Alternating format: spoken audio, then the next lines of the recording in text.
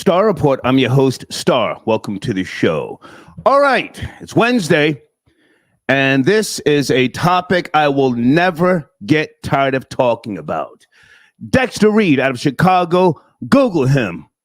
I don't feel like it right now. He's just another, sadly, young black man. Whether he had PTSD, whether he had mental health issues, somewhere, somehow, somebody failed him.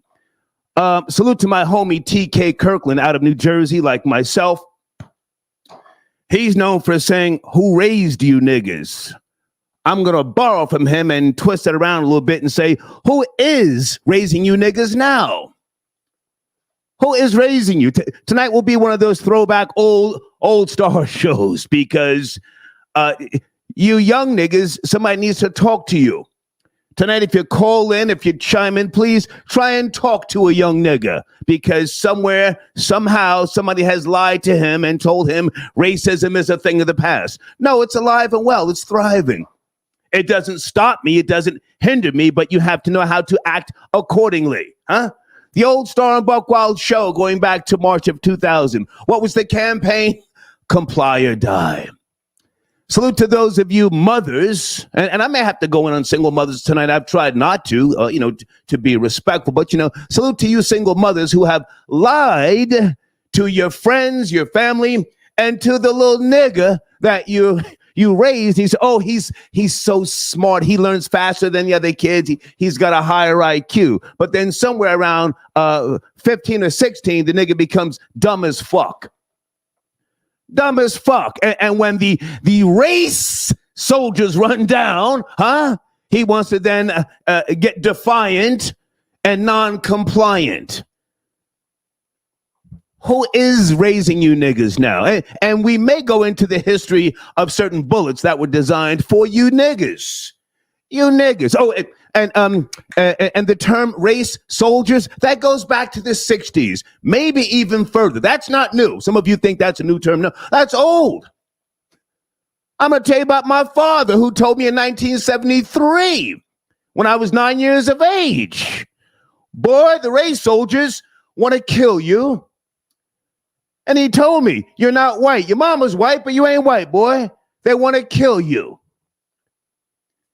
Told me how to play the game. It's a fucking game. What don't you niggas understand? When the beast runs down, that's an old term from the BX, or when Jake or the gooses run down, roll the window down, nigga. Turn the lights on, nigga. 12 o'clock on the steering wheel, nigga. All that mental health is real shit. That sounds how that wasn't the thing when I was growing up, huh? This young man, I'm not even wasting my time with regards to the story. I've got the notes here. Dexter Reed out of Chicago. The family's getting together. They want the cops fired. Well, you can fire those cops. There will be new race soldiers tomorrow, ready to deal with you niggas. So I ask you again, who is raising you? Who's lying to you? Who's telling you that you're special? You're not. Again, this is a show I have every 2 years, maybe 3, and I just like to go in balls deep. And I'm not saying pause. I'm going to go in balls deep on some of you little dumb fucks coming up. You got the shit twisted. You're not white. No, you're not being bussed into other school areas like I was. You can roam freely. Unlike when I was coming up, we had to be careful in a motherfucker going up to the bowling alley. You had to, hey, whoa, had to watch yourself. You had to find a fucking escape route. You always had to find a way out of a motherfucking situation because, you were conscious of the race soldiers. Now,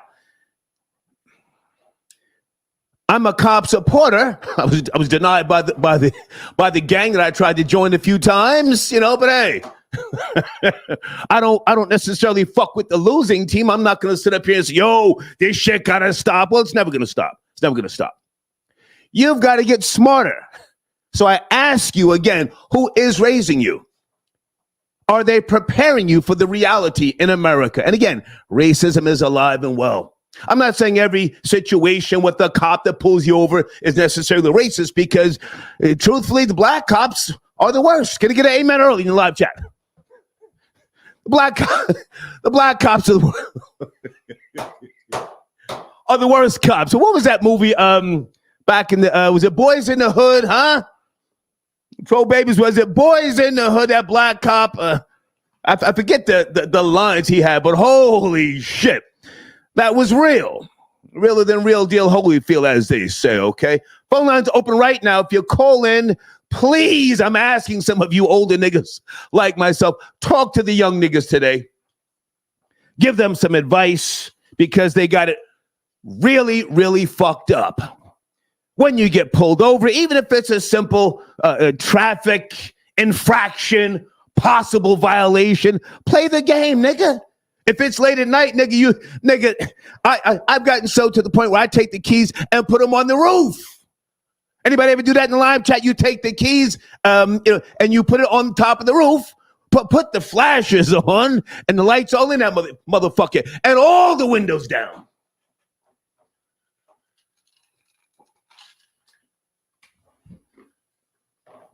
Is your bitch in check? That's in the passenger seat.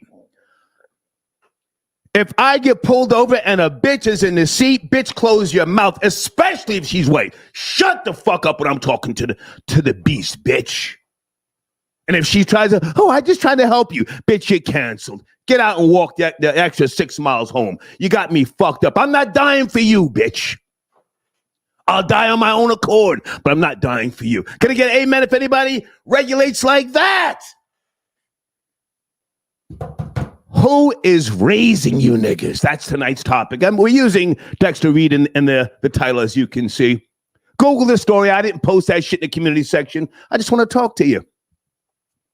I want to talk to you the way my father spoke to me. And you know what? A lot of you, you're right. You're right. If there's no father in the home, then yeah, you could be headed down the wrong path. Again, he told me, he said, the race soldiers want to kill you, boy. I can't save you if they get you in their clutches and you get to, and if you, what did he say? If you give them a reason. Where the fuck did this whole get off me thing come from? Where did that come from? Squirming and then running. Huh? Half you niggas are pussy. You're pussy. You want to be a rapper. Oh, yeah, yo, I ain't down with that Illuminati shit. Yes, you are. You bitch-defied, wannabe, trisexual, bisexual nigga. You'll do anything to get up in a Lambo. Huh? You'll suck a dick very discreetly, but claim to be a real nigga. You have to play the game. It's all a game. Play the game, you dumb fuck. Showrunner Amanda Seales on Club Shay Shay. I take back everything I said. I don't fuck with Amanda Seales, formerly known as Amanda Diva. She's not likable. A fake, woke, high yellow, tragic mulatto. She's not likable. I couldn't even watch this shit. I watched 20 minutes on Club Shay Shay. Salute to Shannon Sharp. He's saying, he just wants the numbers. He's playing the game.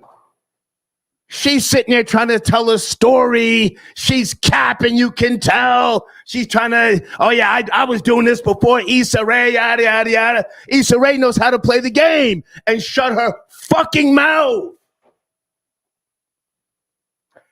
What's the guy's name on the Joe Budden podcast? Is it Ish? He says I don't fuck with Amanda Seales. Is it Ish or Ice? Salute to whoever said I don't fuck with her. Yeah. She's not likable. I couldn't watch the whole goddamn thing. Call in if you like. Let's kick her back in. Let's kick her fucking back in. I tried not to go down this path, but she's up on the gram with the nasty, nappy fucking hair. The dry ass face looks like a 60-year-old white woman. Talking that, why are you talking about the black this and black that and white people? You don't live the life of a struggling black woman in the projects. Shut the fuck up, for God's sakes. Let me take a sip of water. Who is raising you niggas?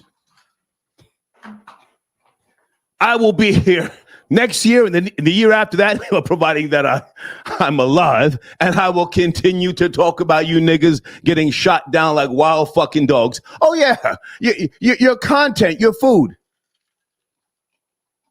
Area code 272. Good evening. Are you there? Wednesday 272. Yes, I'm here. Yes, sir. How are you? I'm good, Star. I just want to talk to you about these police, man. You know those black cops be showing out for them white cops, man. The black cops are the worst. So I'm talking about the niggas right now who keep getting shot. This ain't about the police be doing too much. That's another show. Are you a father? Your grandfather? Let's talk to the young niggas who got it fucked up.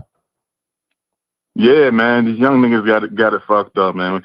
Like, if you get pulled over by police, as soon as they pull you over, don't argue with them.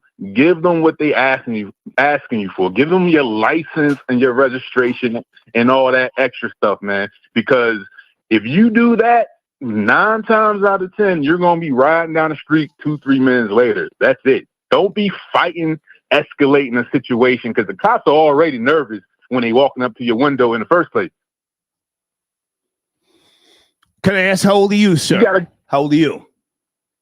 I am 41, Star. I'm from East Orange, New Jersey, man. Okay. Do you have a son or a nephew or someone who, you know, you're a little concerned about? And if so, have you spoken to that little nigga about what to do and proper procedure? Yeah, Star. I have a son that's 23 years old, and he's running around here listening to this damn drill music. I hate it. I talk to him every day about the police. I tell him exactly what I just told you. Don't be fighting with these police, man.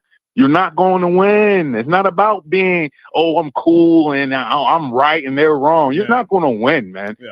You give them your license and registration, and you keep it moving. That's it. Yeah. Live to fight another day. Thank you for the call, sir. Thank you. No problem. Okay. Tajane, I got your donation, if I'm saying your name right. Thank you so much. Guys, at the top of the live chat, did I pin that stuff up there? Holy shit, I was so fucking amped.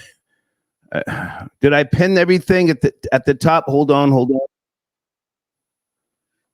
Okay, yes. Join the conversation and super chat with Star. Okay, there's the link if you don't have Cash App. I can't get to every call. I don't charge people to call in. I'm allergic to broke niggas. If you're a broke nigga, I don't want to talk to you. You have a broke mentality, a broke philosophy. More than likely, you're going to be talking that wee shit, and I'm not French. Shanice. Hey, Shanice, I got your donation. Okay. Oh, okay. So Amanda Seals, you used to work with her? Can you please call in? Because she's up on Club Shay Shay saying that Issa Rae didn't either protect her or defend her. Salute to Issa Rae. I don't know her work like that. I respect what she's done. Is it HBO or one of those fucking networks that I don't subscribe to or pay for? But Amanda Seals, some party a couple of years ago, I think it was some type of fucking boule party, and Issa Rae's Mexican or Caucasian publicist wouldn't let Amanda Seals in. Amanda Seals is talking to Shannon Sharp, saying that the girl was hating on her, and then when she went to Issa Rae a year or two ago about something, Issa Rae said, "That's between you guys. Work it out." Yeah, and she was right. Bitch, I'm not your life coach. Work it out. Or just get back to work. Sheesh.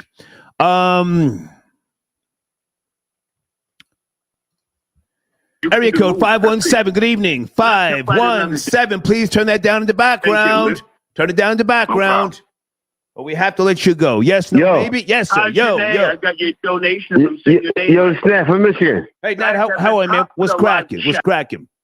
Is there echo in the background? I took care of it, man. How are you? We're shaking that. Yo, Star, I'm calling in, man. Usually I'm in bed. When you go live, I'm calling in. Had a great day. I just sent in a donation. I hope you got that. Thank you. Salute. Thank you. Where do you want to start, Nat? I had an interaction with a police officer 10 days ago. Okay. I'm on my way to work. The gentleman that called in probably 10 minutes ago, he took all my points. He nailed it. These boys don't want no smoke. Now I'm at a certain age. Now the boys are pulling us over. They're young kids. They don't want no smoke. We all men. He called me. He said, I'm doing 12 miles per hour over the speed thing. I had my window rolled down, shut the car right off, hands 10 and 12. He comes up, information ready to hand it to him. No issue. He told me, slow it down, Mr. I almost said my last name. Mr. Nat from Michigan, slow down. Have a great day. Nat, if I can jump in here, and I appreciate you as always, but I don't want to talk about necessarily what the cops are or are not doing right or wrong. No. We got to talk to the young niggas. The niggas who, after they get shot down like wild fucking dogs, want to be gangsters. All of a sudden, you got niggas flower bringing and slow singing. Talking about justice, no peace. We got the GoFundMe, and then you got Tamika Mallory coming down there. Yeah, yo, we got the groceries over at the church. Fuck out of here with that. Talk to the young niggas, Nat. The young niggas, please. I went and golf. Star, I'm a golfer. My son goes to a college, a Big Ten college in the state I live in. Okay. He brought two dudes down there. We played golf today in 43-degree weather. I don't have to talk to them other people. I did what I do, and these people can come up with us. It's that simple. Give him a second, folks. This is my nigga right here. I'm not down there. I've been in the slums. I've been in these things. That's why I relate to the show and the stories that everybody comes and brings to this platform. Gotcha. Man, I'm out of there. My day was fantastic. The worst thing that happened to me today is my cat's not feeling good. My wife's funky because our house cat is not feeling well. Right. Nat, I hate to cut you short, man. I got to get back on topic, man. I appreciate you, man. Yo, salute. Salute. It's my nigga. You know why he's a good nigga? Because he drinks and stays home. Can I get an amen from real niggas who drink and stay home? Huh? Well, when I'm drinking at the house, don't call me. I don't give a fuck if your teenage son got hemmed up in a shootout and you need some bail money. Well, I can't help you. It's 3:00 in the morning. I just had a couple of shots. I'm sleeping and I'm not getting behind the wheel and going through the bullshit. The commissioner, I got your donation. Thank you for tapping in. Hold on a second. Okay, 917. Let me get you lined up here. Please, folks, call in and give some type of advice to the young niggas coming up. These types of stories will never get old. This ain't about the cops. So 917, are you there? You ready? Good evening. Good evening. Yeah. What's going on? Yes. Yeah, can you hear me? I can hear you. It's cracking. Yeah. So, you know, I called yesterday and we had the same discussion about what black people. I don't remember, sir. I don't remember what I said to a bitch, bitch yesterday. Where you starting? What's going on? So basically, it's just keeping your mouth shut. A majority of the African Americans that are even in the slums don't even have the basic vocabulary to even articulate themselves properly once they're under that kind of pressure. So the best thing that you could do in any situation, especially if you feel as if that you're personally not equipped to handle, is just keep your mouth shut. People will either overlook you, overestimate you, or just don't even care and just write you a ticket and go about their business. You know? And I disagree, sir. Are you African American? You seem like you just went in on African Americans. Who are you? No, well, I identify as African American, but my lineage is from Jamaica and Central America. Do you look like Amanda Seals, who's out here pump faking, acting like some type of some fucking mouthpiece for the black experience in America? Well, what shade are you? I'm on one tonight. What shade are you? I'm not Amanda Seals, but I'm still black. I'm black, man. Okay. There ain't no mistaking me, man. Okay. You know, but at the end of the day, I mean, I chose, and I was fortunate enough to have parents that taught me the game and taught me how to articulate myself around these type of people. And to be honest, in my opinion, in every situation that I've been in when it comes to being confronted by law enforcement or even working in corporate America, it's just keeping my mouth shut. And to be honest, just even doing that intimidates them to all hell. So, I mean, I want to focus on the niggas, not law enforcement. And sir, let me just say this, I think you have to speak up and you have to answer the questions. And sometimes you have to offer, hey, pardon me if I didn't see that stop sign. You got to speak up. All that, no, I ain't talking. If you get taken to the goddamn station, then you shut your goddamn mouth. Go ahead. Dude.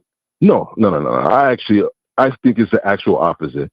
Whatever the law enforcement pull you over, and especially if you're a person that you got some shit on you and you're not even supposed to be where you're supposed to be at, give them what they ask for, answer your questions in a yes or no fashion, and then go about your day. This whole extra rah-rah shit, trying to keep it real for a bunch of motherfuckers that, sorry for the profanity, for a bunch of people that aren't even going to be there to help you out with any form of bill money doesn't make any sense. Right. Okay. You know what I'm saying? I appreciate the call, man. And want to finish up? No worries. No, we'll finish up. With the whole Amanda Steele situation, I didn't realize how. Yeah, she's super cancerous. I thought more along the lines that she just needed to be with somebody with the equal energy. I remember with that particular show that she was with Issa Rae, they put her on the show. I got a little bit of buzz behind her name. She was so hard to deal with. They even wrote her out the actual program, but because the fans got so attached to the character, fake woke, sir. I'm going there tonight. Fake woke. Yeah. Dude, listen, any kind of dude that meets any kind of woman like that, run away. She will ruin everything and not lose an hour of sleep. Yeah, man. Yeah. Her struggle in the morning is, cream cheese. Cream cheese or fucking butter on my goddamn bagel. God, you just ruined my morning. I said cream cheese, not butter. Oh my God. No. She's the avocado on toast with the skim milk with the iced coffee. Right. Yeah. Fuck out of here. And you better not misspell her last name, or she's gonna talk to the manager. I just can't handle. Yeah. I'm gonna give you a bad Yelp review, right? Oh, yeah. Excuse me. What was that attitude, honey? Yeah, no. Yeah. Hey, man, thank you for the call. Thank you, man. Hey, take it easy, man. Yes, sir. Yeah. Riding on Amanda Steele tonight. I can't take anymore. I can't. Stop getting up on Instagram. I don't follow her, but stop getting up on Instagram with your trying to show us your frizzy hair as you're in the house with the fucking Coke bottle glasses and your dry ass face. Huh? Get some moisturizer. Stop trying to act like you're a dark skinned chick.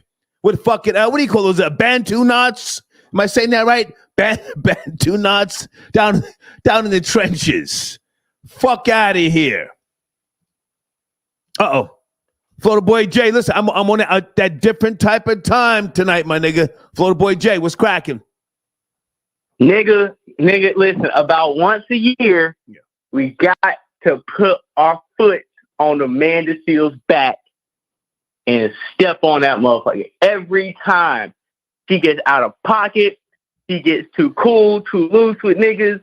I'm tired of this star. We need to she was hating on dark-skinned niggas, light-skinned niggas. This is the problem. She was hating on Candace Owens. And let me keep it a buck. How does Candace Owens, how did she get take a dump on black people and get welcomed back with open arms? You want to know why Amanda Steele is called being polarizing? On top of the fact, it's called having a little common sense. One thing objective people can do, we cannot buy the BS coming out your mouth, but we know you're intelligent enough to articulate your point. I don't have to subscribe to what you say as a Candace Owens, but I know you're educated enough to articulate your point with things to back some of the things you say. Amanda Steele, you try to throw a black surgeon athlete under the bus. Right. You talked about poetry. Hang on, slow it down. Give me that guy's name. He's a surgeon. He tried to smash supposedly. Myron Rose said he never met that nigga bitch in his life. Yeah. He's lying. Yeah. He's lying to nigga. He wanted to smash, and she tried to turn it into. So I'm not even going to repeat what she said about him, but, she then came back and apologized. Did you see any of her appearance on Club Shay Shay? I couldn't get through it. 20 minutes. I said, what is this? One thing I'm going to sit my black ass down and watch is an Aggie nigga cry foul. Oh, especially if it's a black woman. Oh, star. It was too good. I sat down, wrote me up a nice one, and I watched her cry about Issa Rae ain't protect her. Nigga, Issa Rae cut you a check. Nigga, I don't care if she poured hot coffee down your back and said sing and act. Nigga, she cut you a check. I don't want to hear that shit. Right, I want to hear from her.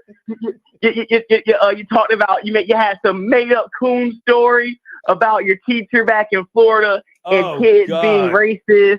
Oh, darn. That's the problem. You got. I didn't even get to that. I couldn't.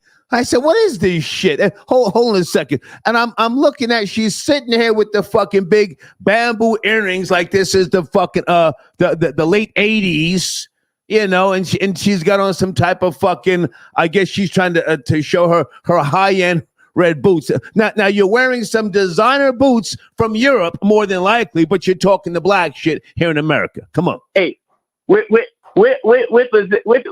the swap meet some Zimbabwe jumper you got from where? From where did you get this fake African garb from? See, you gotta be careful for these liberal. I'm so pro-black, but my garment was made from a white guy in Connecticut ass niggas going on the camera, a lint all in your hair. You got your fist up. See, the problem with her is, ain't no white man ever cut her a big enough check for her to turn on home people. That's what it is. That's all she's waiting on. Say that again. Stop. Say that again. Go ahead. Say that again. She ain't got offered a bag big enough by no white person, white corporation to turn her back on niggas the way niggas have turned their back on her. When niggas needed her with poetry, hey, bring your ass on, Amanda. I'm going to have you crash out, get back in the good graces, and pay you in dust. Issa Rae, hey, I got this project. I'm going to hire you when my show pops off. Once they cut me my check, I'm going to kick rocks. I'm going to pay you in dust. She just never got the call from Whitey to either kick a niggas back in or do their bidding. That whole Myron role was her dog whistle audition to see, let me sacrifice a nigga to get in white graces. It denied, and white folks said, we don't know you no more, bitch. We don't know you no more. Kick rocks. Kick rocks. Now, hang on a second. I want to pivot real fast. Not that you had to see the video, but I'm just talking in a broader sense. Dexter Reed in Chicago, I forget when this was. This was recently. Shot, I think they lit that nigga up like a Christmas tree. 90 some odd shots that they put into the vehicle. Did you see the video? Absolutely, man. Absolutely. Would you like me to comment on it, man? I'm sorry. March the 21st, according to the Chicago Tribune, is when this happened. You guys can Google the video if you have not seen it. Okay, they're saying he was unstable, mentally unstable, PTSD, short-term memory loss, and the nigga had slurred speech. Well, why was he behind the fucking wheel? Huh? Come on, let's go. Okay, well, first of all, Chicago niggas ain't nothing but North Mississippi niggas in Montclair jackets, and they think they're better than niggas in the South. Secondly, my problem is, especially with a nigga like that, have you not been arrested or around law enforcement before? What's the problem? What's the big deal? They're clocking to do their job. If you got a license plate out, your tag ain't right, they ain't coming to work to kill nobody unless they feel like it. But guess what? They're trying to do their job. If they feel like killing you, you have to have that mindset. Like you said, get your affairs in order, get your documentation out, turn your car off, have your hands they can see you, talk proper, talk nice.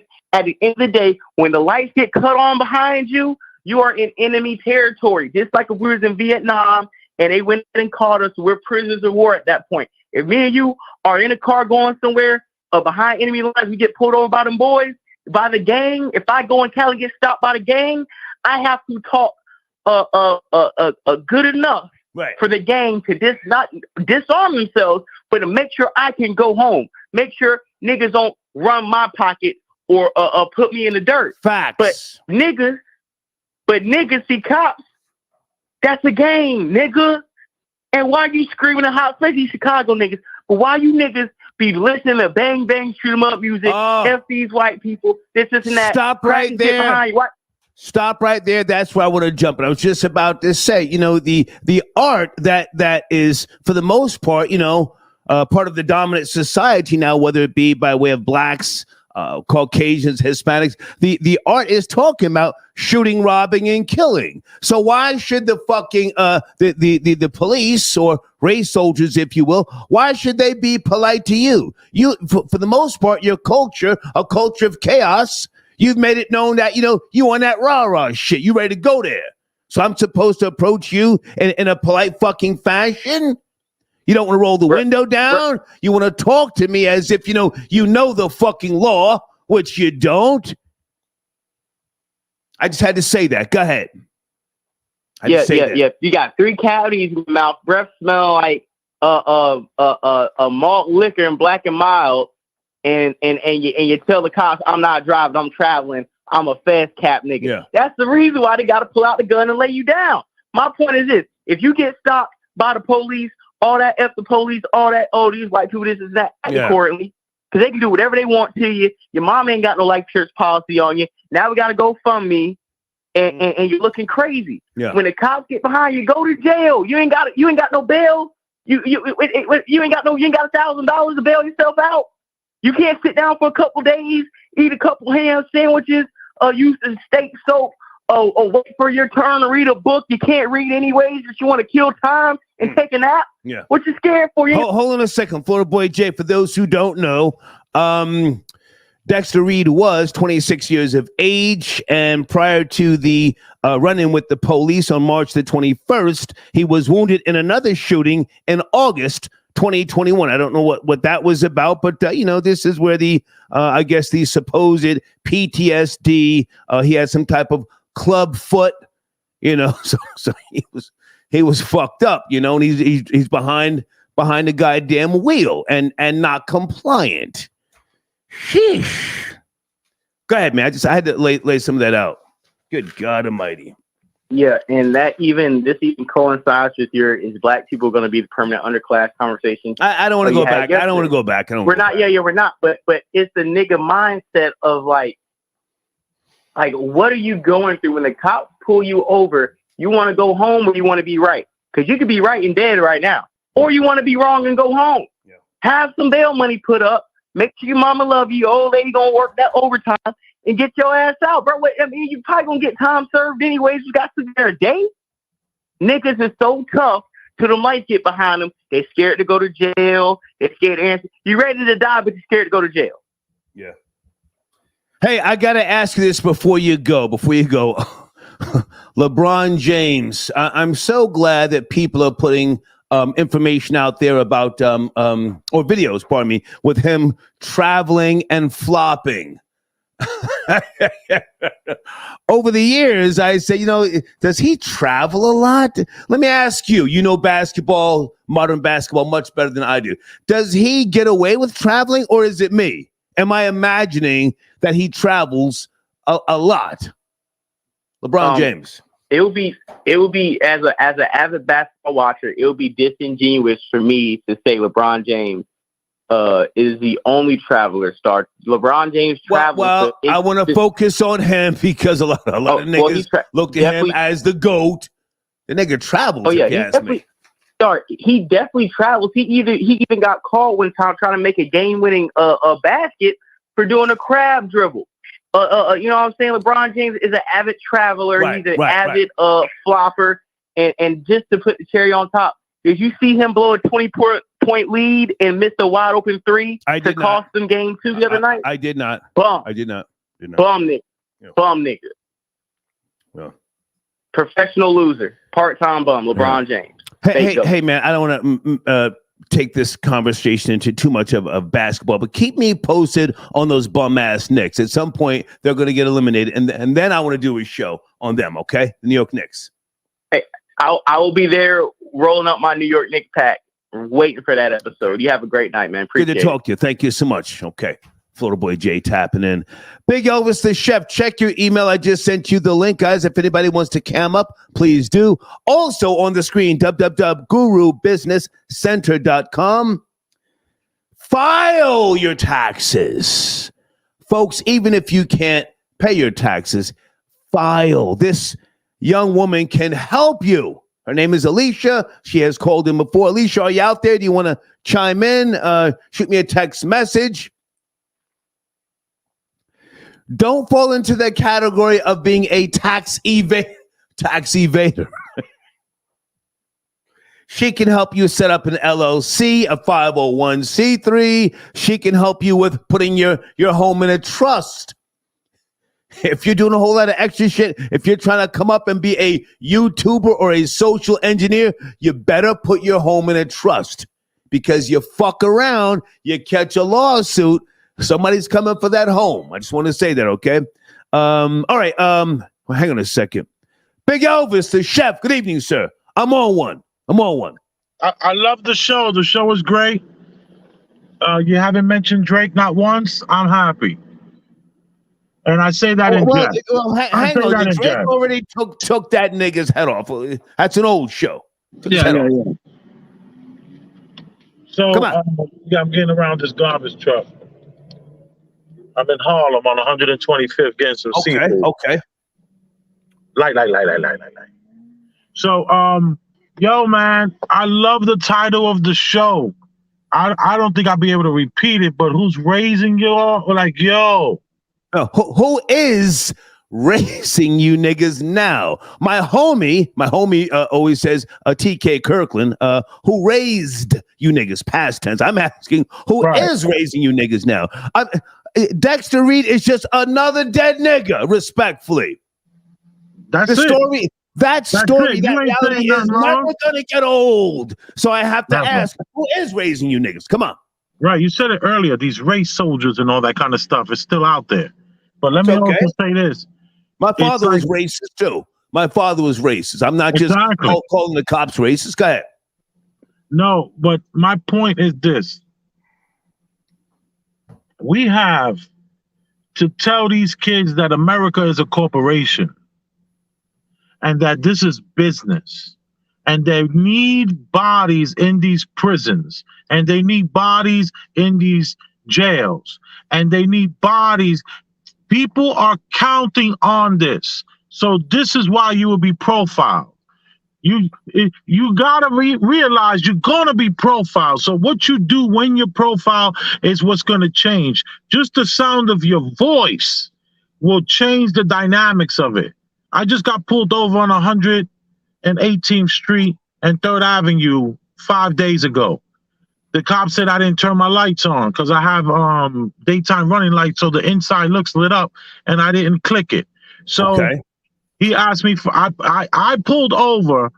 I pulled all the windows down, took the key to the car, waited for him to come walk to the car and put it right on top of the car so he can see that I put the key in the car. On the roof of the car. All the windows were down, all the lights were up. And he looked at my license. It was 4 of them. These are the jump out boys. It was 4 guys.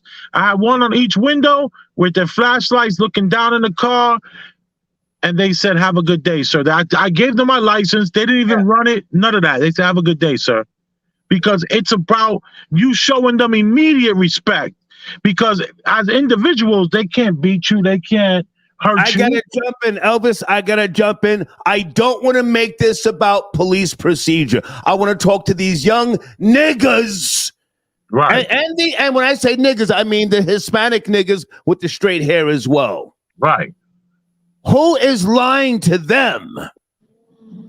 Who's got them thinking that they're white? You're not white. My father told me 1973, boy, you're not white. Your mama's white, boy, but you ain't white. You got the little cracker toys, boy. You got the AFX Tyco cars, the Rock'em Sock'em robots, and you got the crackers on your wall, and you got the little fucking the cracker sheet with Speed Racer on your fucking bed.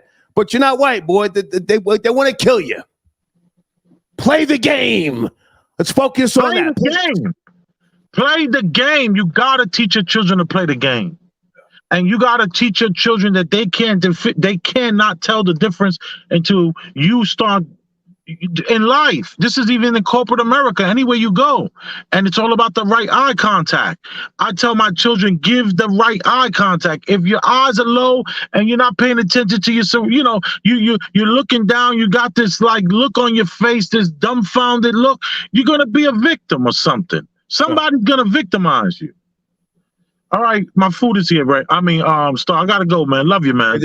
Streets got no love, but the food. Big Elvis the chef. That's my nigga right there.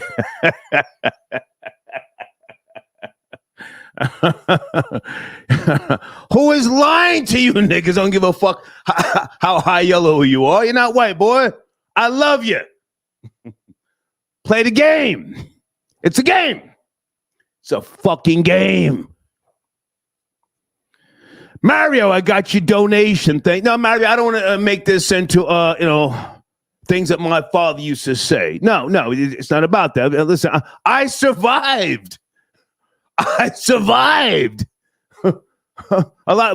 niggas I came up with are either dead or they've succumbed to a fucking vagina. You know, they're shells of the guys that they used to be. Their wives talk to them crazy. Some of them are in the penitentiary. A lot of niggas are dead. I survived. My father taught me. I mean, he said a lot of things that were, consistent with the times, back then. But let's not do that. All right. Mark, I got your donation. Thank you for tapping in. Alejandro. Oh, he says, Star, thank you for holding down Mexicans. Absolutely. You're just coming back home. California and Texas, that was yours once upon a time. Come on back, join the party. If I can make $1 off of you, at my age, let's make money. All right? Let's get back to the phone lines here. Area code 413. Good evening. Did you see the video? Not that you had to. Dexter Reed shot down Soul Brother style. Pow, pow, pow, pow. Pow, pow, pow, pow. Are you there? Star, can you hear me? Yes, sir. Good evening. Good evening. Good evening. Man, honestly, I didn't see the video. I'm not up on the topic tonight, Okay. but Why are you calling me, sir? Why are you calling me? I want to talk about the babies, and I want to talk about how crazy, like you said, the streets are right now, and how the jails are being filled up with the kids, like Seth, like the chef just said right now. You know what I'm saying? These jails are being built right now. If you pay attention to the news, there's jails being built every single day right now. You know what I'm saying? So you guys are not lying. These kids need to pay attention. But the problem is they're not listening. When I was young, my cousin used to whoop my butt. Yeah. Used to whoop my butt if I ain't listen to them. You know what I'm saying? You know what I mean? Like my mom and my dad, they were in the streets. You know what I'm saying? So I listened to. I had the streets to tell me what to do and help me out and stuff like that. But my problem was I didn't listen. Okay. You know what I'm saying? I was a hard-headed. All right, well, stay with me a second, sir. You sound like you're grooving. I don't know if you're on something, but hey, I'm sorry. No, it's okay. It's okay. It sounds like you're somewhere safe. Let's talk now. I don't want to get into the whole prison industrial complex. I don't want to hear about niggas who have their cookies and their ramen noodles stacked up. I don't want to hear that shit. I want to talk about these young niggas who raised them, as my homie TK Kirkland used to say. Who is raising them? Why do we still see niggas getting shot down like wild dogs? Why? Well, because again, like Florida Boy Jay said, when the cops pull up, you know what I'm saying, they make the wrong choice. Yeah. They make the wrong choice. You know what I'm saying? You have choices, right? You can either play nice or you can let the gang take over. You're saying at the end of the day. So I gotta cut you off. Go get a glass of milk. You're doing a lot of stuttering. I've been there. Go get some milk. All right. Thank you. Let's get him out of here. They're going to talk a hole in my head. Guys on the screen, www.HudsonTubs.com. His name is Maurice. Go there. Tell him I sent you. If you're a homeowner, if you are a landlord, talk to that man. He'll give you a consultation. You all right? You've probably got items in your bathroom, or maybe not in your bathroom, but on your back deck. He can do what's called restoration, bring life back into antiques. So give something new value. www.HudsonTubs.com. All right. Rob Lowe, I see you, sir. Rob, are you tapping in? If not, thank you for your support. Get him out of here.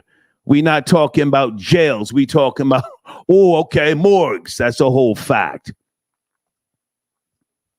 We talking about niggas who for some reason you think you're gonna talk to the beast or the overseers, like you're on their level.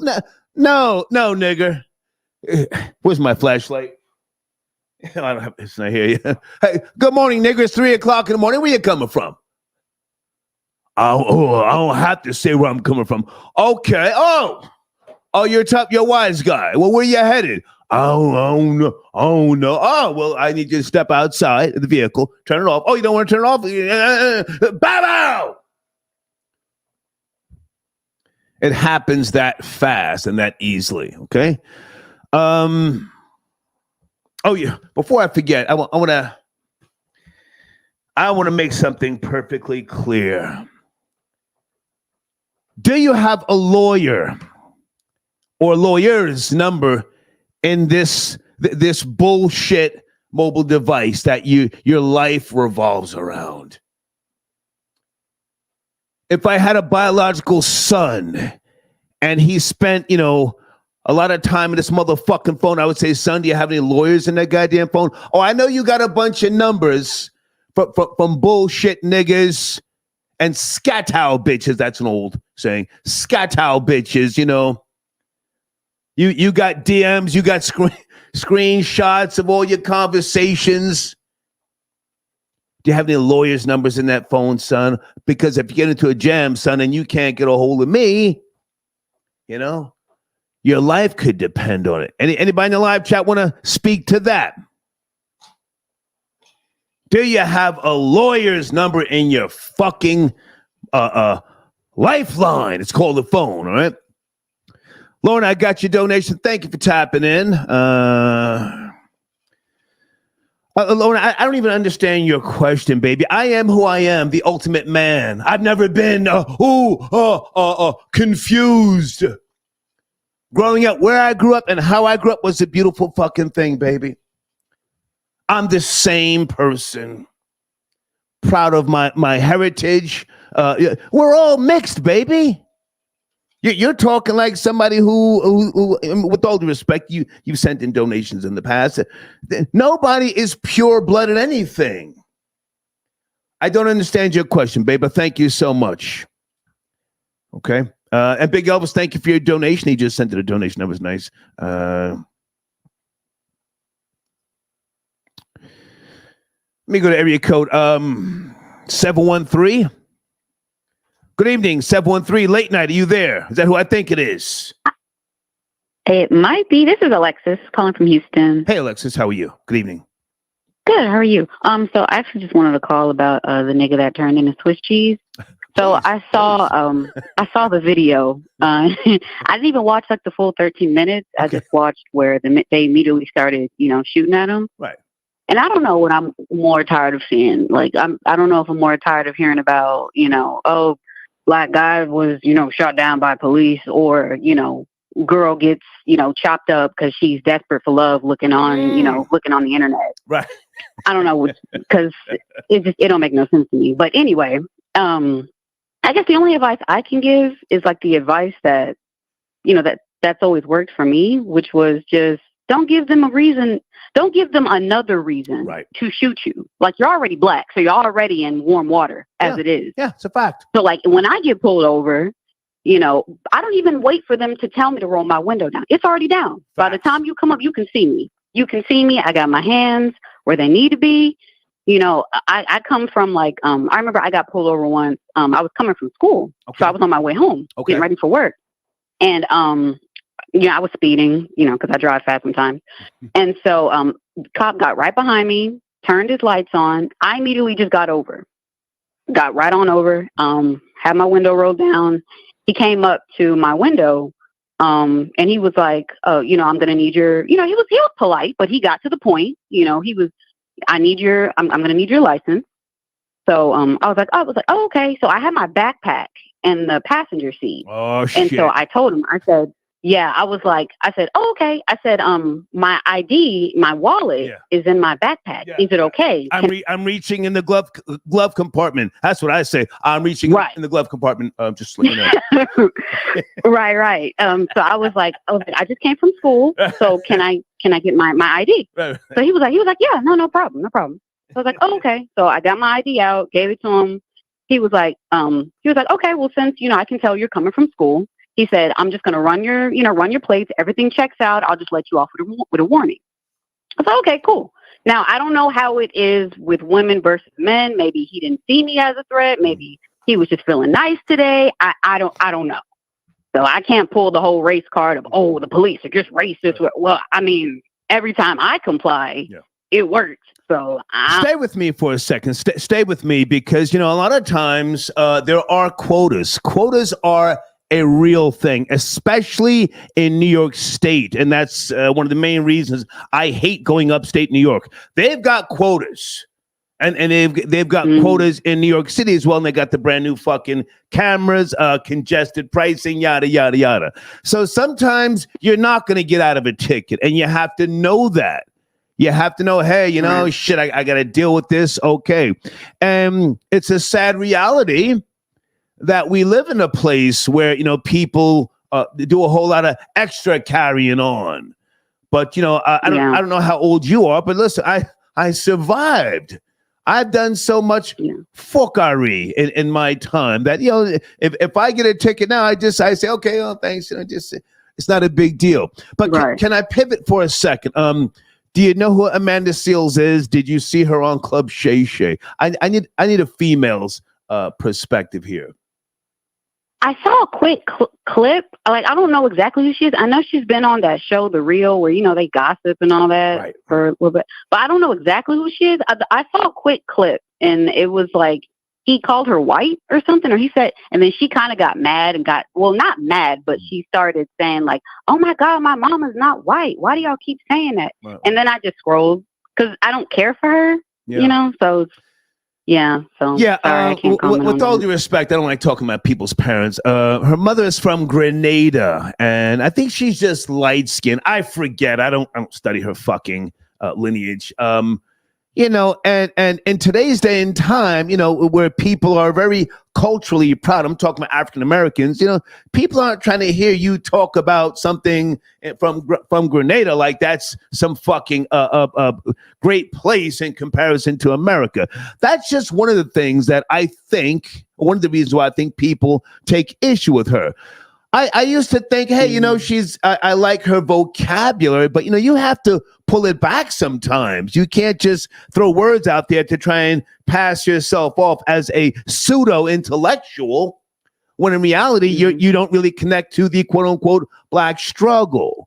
So you don't have to know her history like I do. I remember her from, again, when she was known as Amanda Diva. She hosted some show on AOL. I forget what the fuck that was. And she was with Flowetry for a while, but I've had enough. I just don't think she's not a likable person, and I couldn't get through the fucking Club Shay Shay interview. And I said, well, maybe I'll come back to this another day. And I say, no, you know what? I'm sick of her. But go ahead and finish up.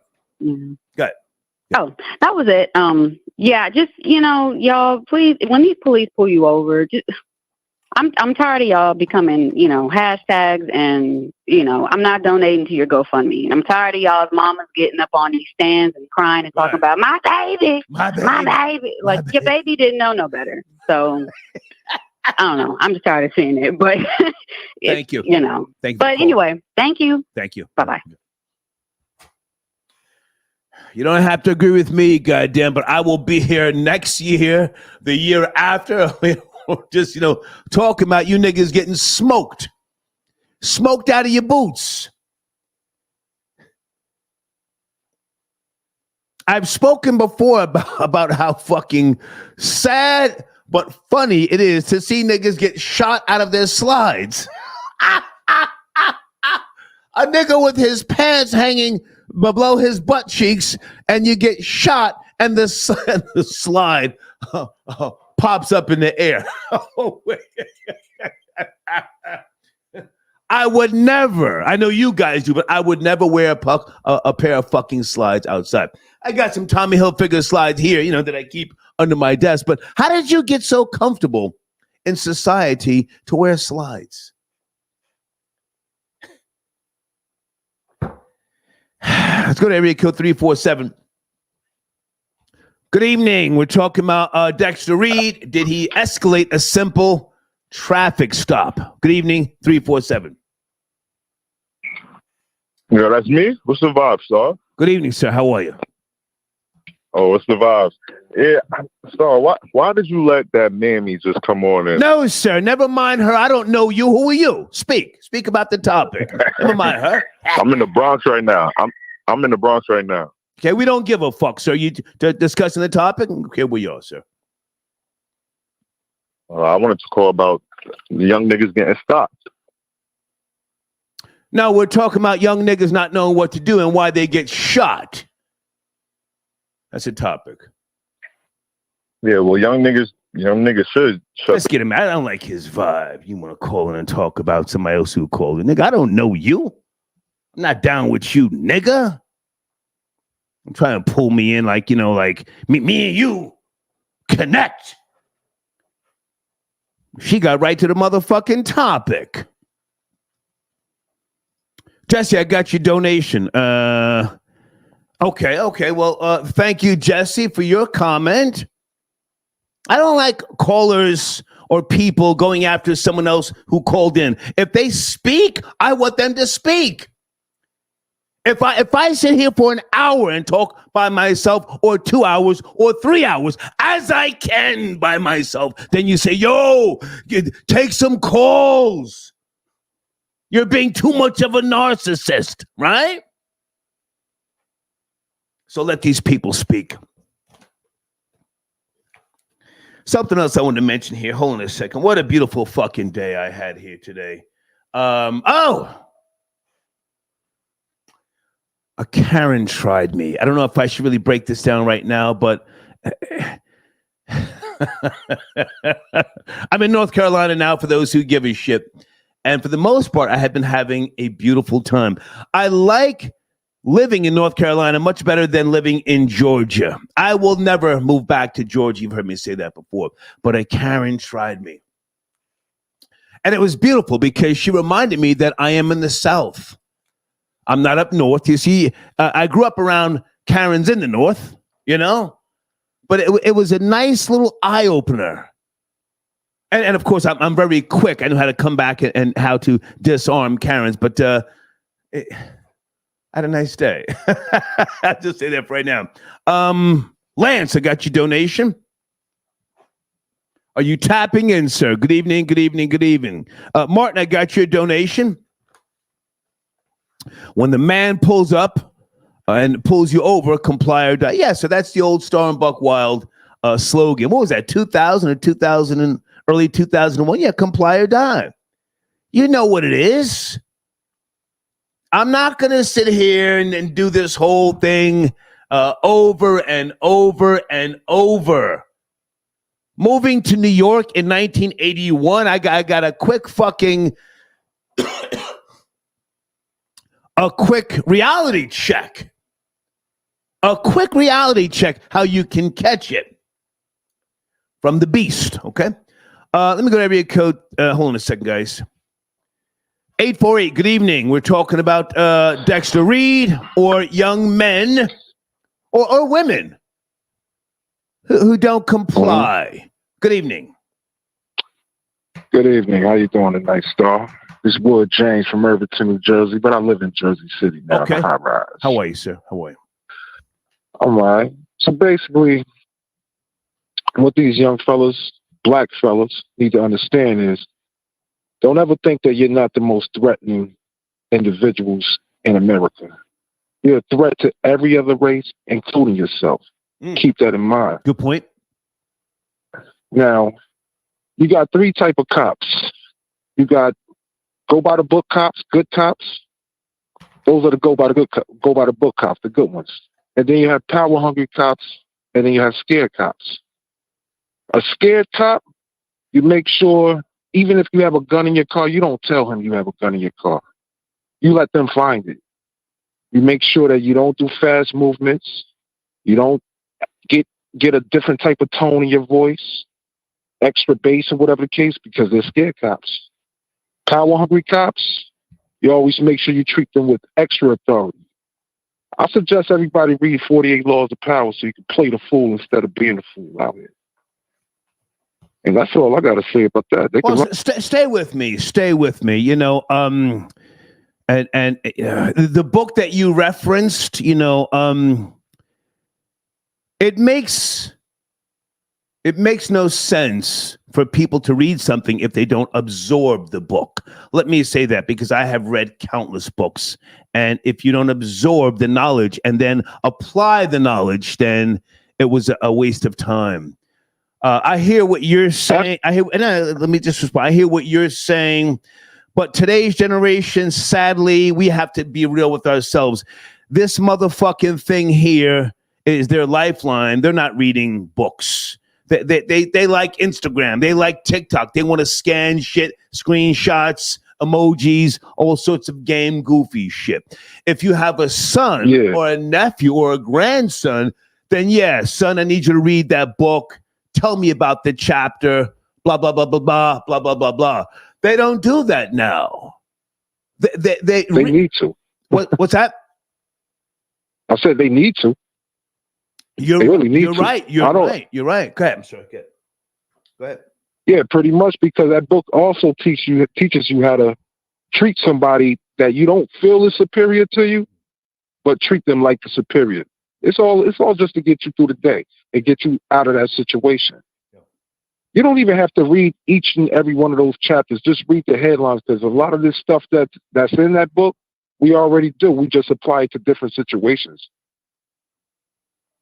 I've never read that book, sir. Do you know why? Do you know what? With all due respect, I've never read that book because I saw too many rappers promoting it.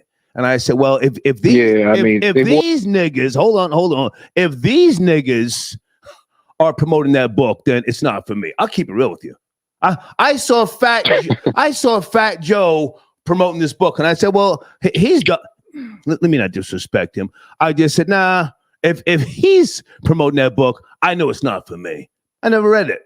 I'll be honest with you. I know about it. I read the whole synopsis and so on and so forth, but just no. But are you a father? Yeah, I get it. Are you a father? Huh? You father? Am I what? A father. Am I a father? Yeah, I'm a father. I have a 12-year-old daughter. Okay.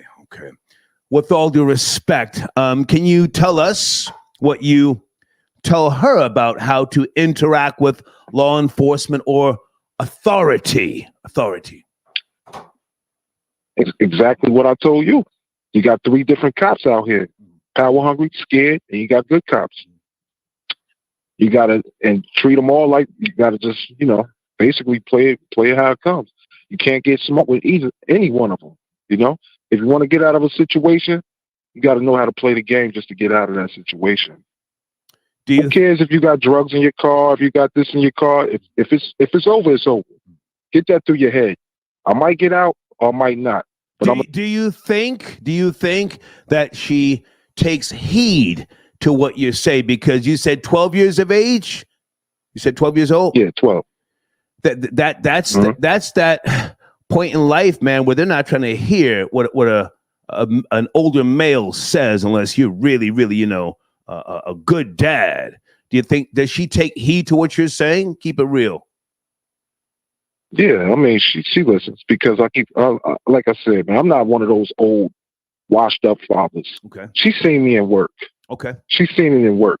You know what I mean? She's seen me hands on with some of this stuff. So she knows exactly what type of guy she's even going to go for. Mm-hmm. It has to be, if it's under me or anything under me, it's going to look less than a man to her. Okay. I appreciate the call, man. Thank you. Thank you. All right, stuff. Yes, sir.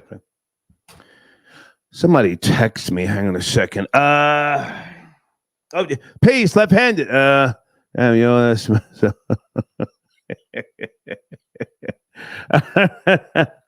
are you calling in? Are you calling in left-handed?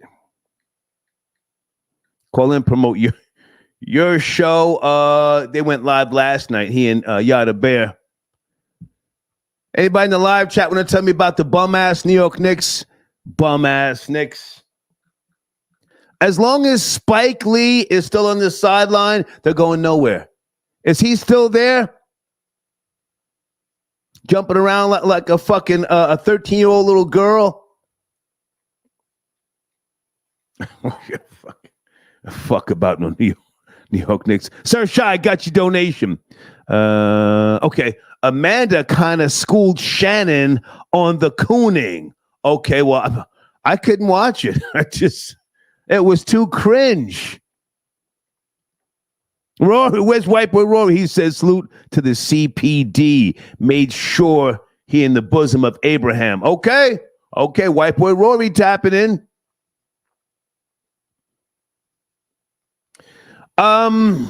Area code 201. Good evening. Is that Rob Lowe? 201, yes, no, maybe? Peace, Star. Rob Lowe 2000. What's good? Good to hear from you, man. Where do you want to start, sir? Thank you for your support as always. No doubt. Always. Where I want to start is that, yeah, man, these niggas, they got to die. They got to die. They got to go.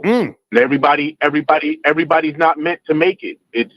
That's in the Bible. If you subscribe to that, you're not going to make it.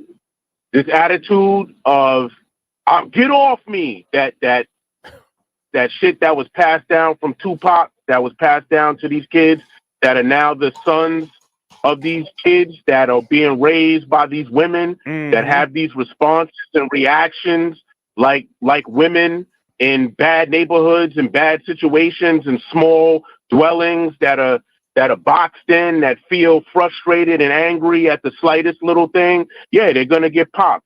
They're going to get popped, number one, because, yeah, you're hated, and we can talk about all that black stuff all you want, but, white people get popped for acting like that. Right. Hear about it. Right. Your boy Rory talk about those times where he got his head bashed in for talking nonsense. Right. Because it has to do with respect. Right. If you don't have no respect for yourself, if you have no respect for yourself, you're not going to have respect for anything else. I'm sorry to tell some of you young niggas that got your pants off your ass and come outside half naked and got a bad attitude and acting like it's everybody else's fault for your condition, you're going to get popped, whether it be from the cops or whether it be from people in your own neighborhood who feel the same way as you do. And this has nothing to do with 48 laws of power. Man. 48 laws of power has to do with industry and how to manipulate your environment. Man. It doesn't necessarily have to do with one-on-one interactions where your life is called into, your life is in danger. You're in imminent danger when you're dealing with a cop and you're acting like that. Okay. So 48 laws of power has nothing to do with that. Now, the man does write another book that has to do with that, but it still has to do with taking over. A small interaction like a cop, he kind of led into it when he said, you got to play the fool. You got to let that situation go. If you can't beat the situation, you back down until you get to a point where you can dominate or you can see a way through or a way out. No. But if you cannot, you have to back down. That's why when I'm in my SUV, wood grain gripping, black tinted windows tinted out. When they pull me over, I'm not running from them in an SUV. I'm running from them on my motorcycle. Right. I'm not running from them in my SUV. All windows go down. Right. All lights come on. Right. I sit their hands on the steering wheel where you can see them. 12 o'clock on the steering wheel. 12 o'clock. That's right. That's right, because whatever I got going on in my life is not going to end right there by somebody that I don't even know.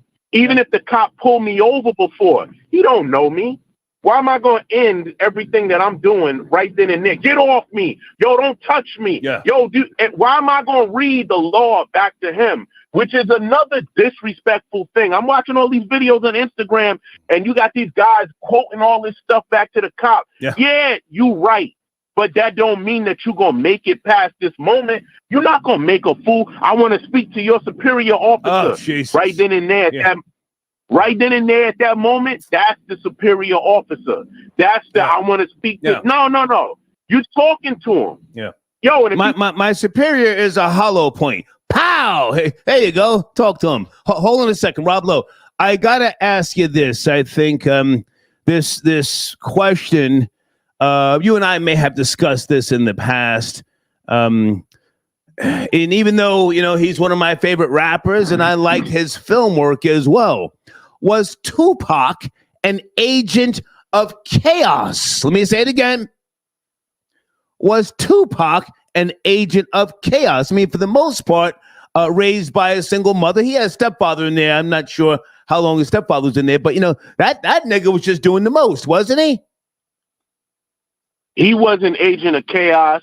A lot of his behavior can be explained.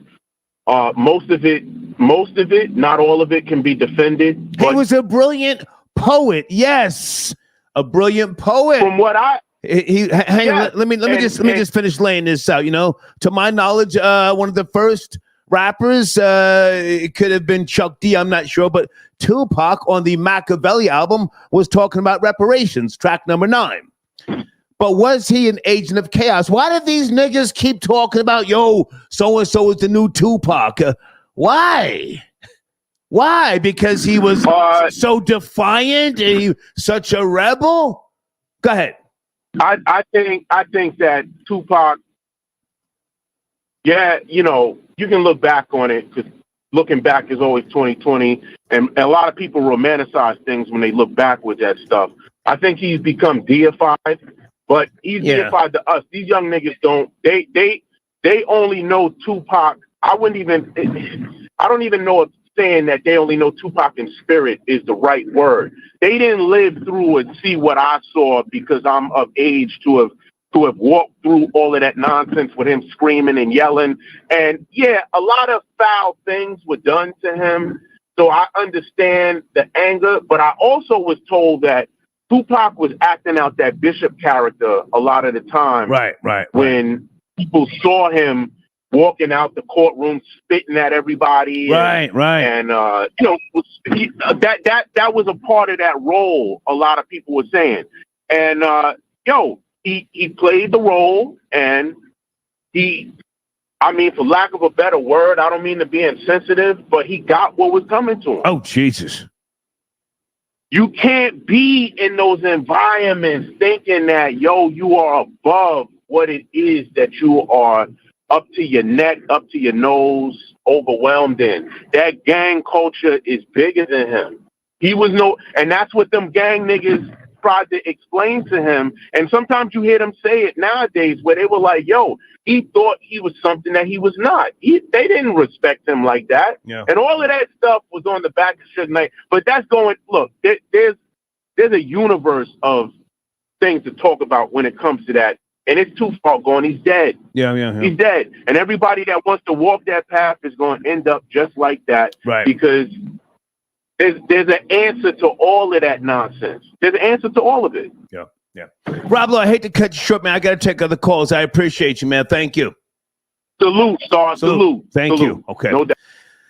Guys, I'm looking at Tupac's stepfather. He died in 2023 at 72 years of age. Okay. But he served 35 years in federal prison for his role in the 1981 Brinks robbery. So how much of Tupac's life was he in? I don't have time to do the math. And I'm not trying to, like, kick Tupac's back in, but I mean, this whole fucking demeanor with a lot of these young niggas today, it's like, who is raising you?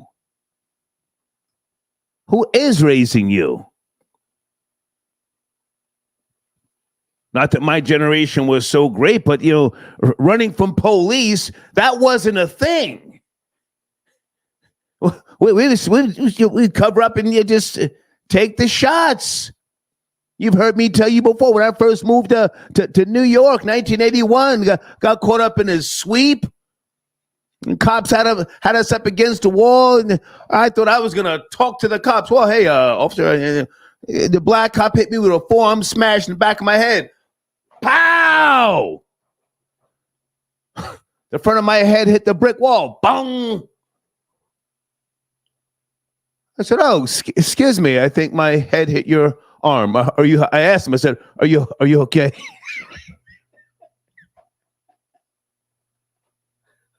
And then I shut the fuck up. trying to talk to police. Jamal, I got your donation. Thank you for tapping in.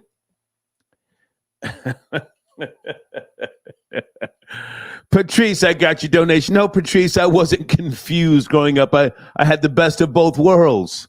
I loved my father. I loved my black, ADOS, FBA, native black side. You've heard me speak about it before, spending summers in the South in the 70s. My father was unique. I knew he was different. I'd come home from school and he'd say, hey, try keep your little cracker friends either on the front porch or outside. I can't come home and see crackers at my dinner table. That I can't do. I mean, he didn't raise his voice when he spoke to me. Always very calm. He said, I can't come home after work, boy, and see crackers at my dinner table. You guys play outside. What are your little Hawaiian punch and your Fritos play in the backyard? Sheesh. Mandy, I got your donation. Thank you for tapping in. You don't have to know the video per se, but Dexter Reed, you can Google it. Yeah, okay, the family is saying he had PTSD, mental health. He was in a shooting, or he got shot back in, what's the notes here? August of 20. I forget. August 2021. He was in a shooting, and that's why he was struggling with, things. But when the goddamn the race soldiers ran down, roll the window down, nigga. Don't try and talk to us, as if you got some rights. Hold on. I'm taking your calls. We're having a good discussion. Folks, I need you to hit the like and the share button. The like and the share button. Hold on a second. We got off to a slow start. Hold on. Okay, and guys, how's my audio? I'm using a different audio system. I want to make sure that the audio and the video is in sync. Is the audio too loud? Is it okay? Glizzy Hendricks, I see you, my nigga. Glizzy, how's the audio? Is it too loud? Is it okay?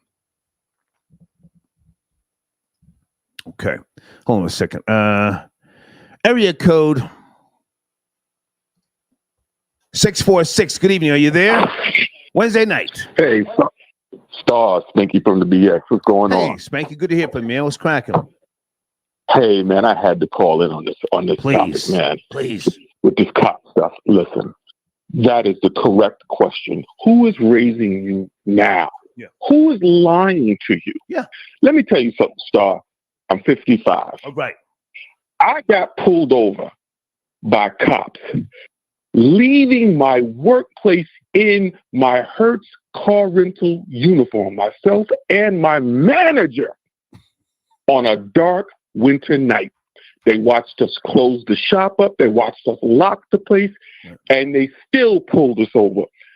When they pulled us over, and the guy was Puerto Rican, he goes, "What are you pulling us over for?" The cop barked on him. Oh, yeah. Driver's license and registration. Right. So I was so angry at my partner, not the cop.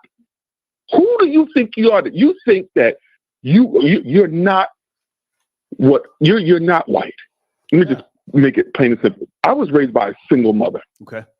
One of the main things she taught me as a kid, she said, "Son, you got 2 strikes against you. Mm-hmm. You are black, and you are a black male." And I would say things, "Well, Ma, I get it, but Ma, I'm right." Yeah. She would then reply, "You could be right. You could be dead right." Yeah. Hey, there you go. It's not about you. You got to think about what you're doing here. I'm in my uniform, shirt, white collared shirt and tie. Right. And I still got pulled over. And the cop on my side had his hand on his gun. He didn't have it drawn, but he had his hand on his gun. Yeah. Finally, after all of the papers were given, and he said, the cop says, "Well, this is a Hertz car. We're Hertz employees. We're managers. We can drive cars." The cop gave him back his papers. The cop on my side says, "Hey guys, sorry, there are a bunch of garage robberies in the area. We were stationed up on the Upper East Side by York Avenue, which is a lot of money over there." But the bottom line is that I know who my mom always taught me who I was. I grew up in the Belmont section of the Bronx, right on the edge of Little Italy. Right. I know what it is. I know what it is to live in a sundown town. You go over to Arthur Avenue during the day to buy your goods in the 70s and the 80s, and then you get your tail back over 182nd by sundown. Okay. Because if you didn't, you get beat up by the Italian kids that were over there, the mob, and the police. So I don't know who's teaching these kids. I don't get it. I don't get it. Well, you're from my generation, Spanky. So I mean, you and I have survived.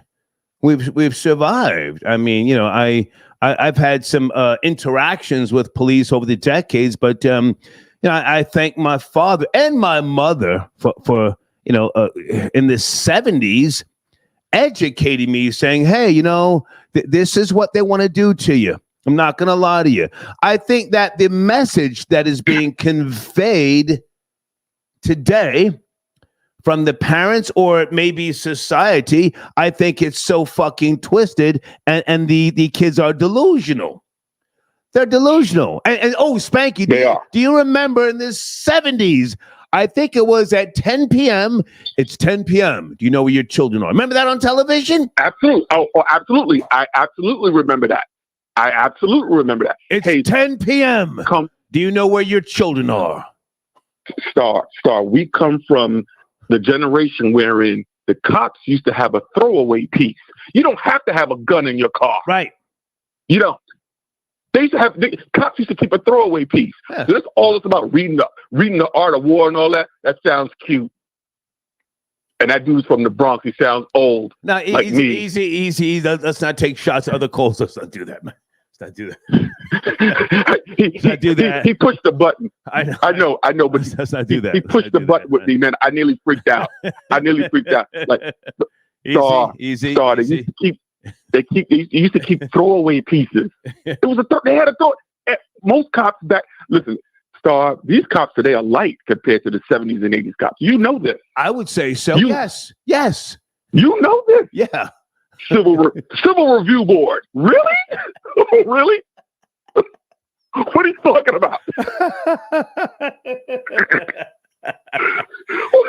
What are you talking about? Yeah. Civil Review Board. Hey, I'll leave you with this, Star. 2 Spanish kids, I was in grade school, went over to the Italian neighborhood. Hispanic. They spoke Spanish. They were Hispanic. Right, Hispanic. Yeah. They went over there because sometimes, the Puerto Ricans in my neighborhood thought they were Italian. You're not. Yeah. You go over there, they got beat. They came back to school. I never forget. We were in school. the following Monday. Their parents are complaining to the Irish priest, "Hey, what are you going to do about this?" And the Irish priest looked at him and said, "Well, what were you doing over there?" Like, you got to know your environment and your surroundings. Who is raising these kids now? Perfect title. Perfect. Thank you, Spanky. Thank you for the call, man. Thanks, man. Yes, sir. We're having a good discussion. Let's keep the energy going. Dexter Reed out of Chicago. Did he escalate a simple traffic stop? In light of all that, your mental health is real. I'll give you this, though. I'll give you this. A lot of you guys today, you're on medication because the pharmacy industry, big pharma, it has become such a huge business now to get you on medication, right? When you're at a very early age. I don't know what age. We've done shows about that in the past. They give you the Ritalin and other things. So you're not thinking straight, or maybe you are dependent on a fucking pill. That wasn't a thing when I was coming up. I'm not going to say the kid's name, but there was a guy in my neighborhood, when we were young, and this motherfucker. Now, he needed a pill looking back, but he didn't take a pill every day, and this motherfucker had superhuman strength. He was about 30 pounds lighter than the rest of us, but, we knew not to fuck with him. Anyway, I'm rambling. You guys are on meds today. You're on whatever you take, pills. What else do they take today, kids, other than Ritalin? Well, what are some of the drugs they give you at a young age? So you're riding around on that shit, and you think you're going to talk slick to the overseers. Why did I pull you over? Well, you're black. I mean, that's what they're thinking. You should know this. Racism is a beautiful thing. In the old Webster dictionaries, racism used to be defined as one concerned with one's own race. Guys, I'm going to take a break soon, and we're going to continue the conversation. Let me take one more call here. This person has been on hold for a while. 704, good evening. I'm going to take my break, but let's chop this up before I go. Are you there? 704. Yes, no, maybe. Are you ready? 704. Okay, doing too much. Gotta go. I can't wait for you to get situated. Let's go to area code. Whoa. White boy Rory tapping in. Rory, are you there, man? Good evening. Yo, Star, what's up? It's cracking, man. Are you up to speed on the title? Did you see the video? Dexter Reed out of Chicago? That's why I wanted to call in, man. This is Rory calling in from the White Denzel from the west side of Manhattan. Right, Chelsea, representing. Right. Chelsea Projects in this motherfucker. Yo, Star, real quick before the topic, I agree with you 100% on the books that people read that are like popularized by rappers and by mostly guys in prison. If any guy who did 25 years or 25 to life starts telling me I need to read the 48 Laws of Power, fuck out of here, or Machiavelli, or The Art of War, I'm like, I'm not going to read those books, man. You're a loser in life. I'm not trying to read no loser-ass books like that, You had to read that to find yourself. Right. I knew who I was long before that book came out. Go ahead. Yeah, imagine getting advice from somebody who's doing life or wasted 18 years of their life in prison, and most of those guys went back 2 or 3 times. So, I'm going to take your advice on life, dude. Okay, fuck out of here. And the other thing, before the topic, I also want to say, people never talk. They always talk about sundown towns, like Arthur Avenue in the Bronx and Allerton Avenue. It's not really a sundown town.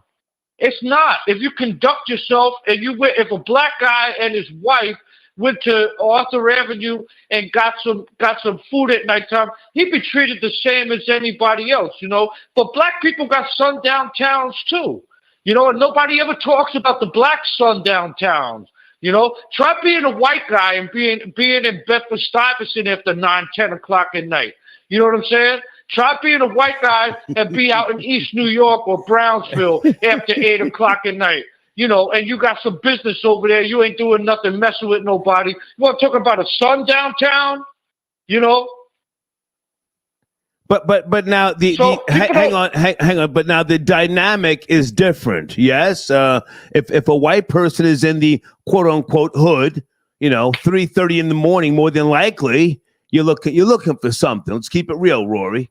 You're looking for something. Yeah, right. Yeah. Sometimes. Yeah. You know, sometimes definitely, but we can say the same thing about black dudes. If they're in a white neighborhood at 2:30, 3:30 in the morning, more than likely they casing out the joint and they're about to rob something. Yeah. So I mean, you know, if we ain't got no business, they're stealing, or they're trying to stealing or trying to rob somebody. Yeah, yes. I mean, let's keep it real about the or sneaking out of some white bitch's house that don't want to say she's banging a black dude, you know, and he gets caught out there and they see it, right? And they say, "Wait a minute, did you just come out of Angelina's house?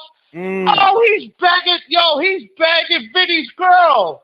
This dude's bagging Vinny's girl. He don't even know. And then they beat the shit out of you and might kill your ass. So a sundown town goes both ways. I just want people to know that, Americans to know that. Gotcha. You know, that's a hidden part of the bullshit. Okay. Am I wrong? Now, listen, you and I talk all the time, so we're on the same page with a lot of shit. You've heard me talk about my father. I've heard you talk about your family, and we find a common place, you know, but we have an understanding of certain guidelines, rules, and parameters from yesteryear. But now, hang on a second. I want to focus on Dexter Reed.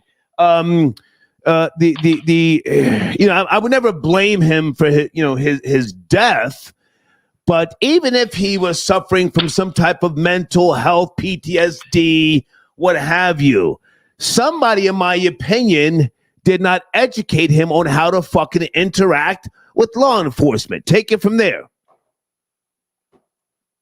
It's not there. It's the same. Cops are people. Right? Cops are people, whether they're black, white. The majority of police officers in Chicago and in New York are minority. The majority are black, Hispanic, whatever. The minority are white cops. But in any event, they're people like everybody else. They got a mortgage, they got a job, they got a house, and if they're dealing with a mentally ill person, that's really not their fucking problem. It's the same thing as me or anybody else. If I'm on a train and I'm dealing with some mentally ill person, that's not my problem. He got mental illness. My problem is he's getting ready to do something to me. Yeah. You know? And I'm not. That's not going down like that. It's especially if I'm an authority, if I'm in a position of authority, and I have the equalizer on me, that we're gonna bang out. You know, we're gonna bang this thing out, and I'm gonna leave you right where you stand. Once it comes out, you're laying right where you stand. It's not going down. And that I think the whole thing is like 96 shots is like the problem. Yeah. Well, nowadays people. Right, and that's why it's a big deal, right? Because this guy is accused, I don't know for sure, but he's accused of pulling out and busting off on them first. Right. No Diddy. Yeah. Right. And he also, and then the story, and then the story came back, and then the story came back that he got put into a coma by his own family at the cookout. So what kind of cat is this? You know what I'm saying? What kind of dude is this? That he was in a coma a couple of years earlier because his own family stomped him out at the cookout. This guy is a loser, a lame. He deserves everything he's putting out there. What you put out there comes back to you, right? So.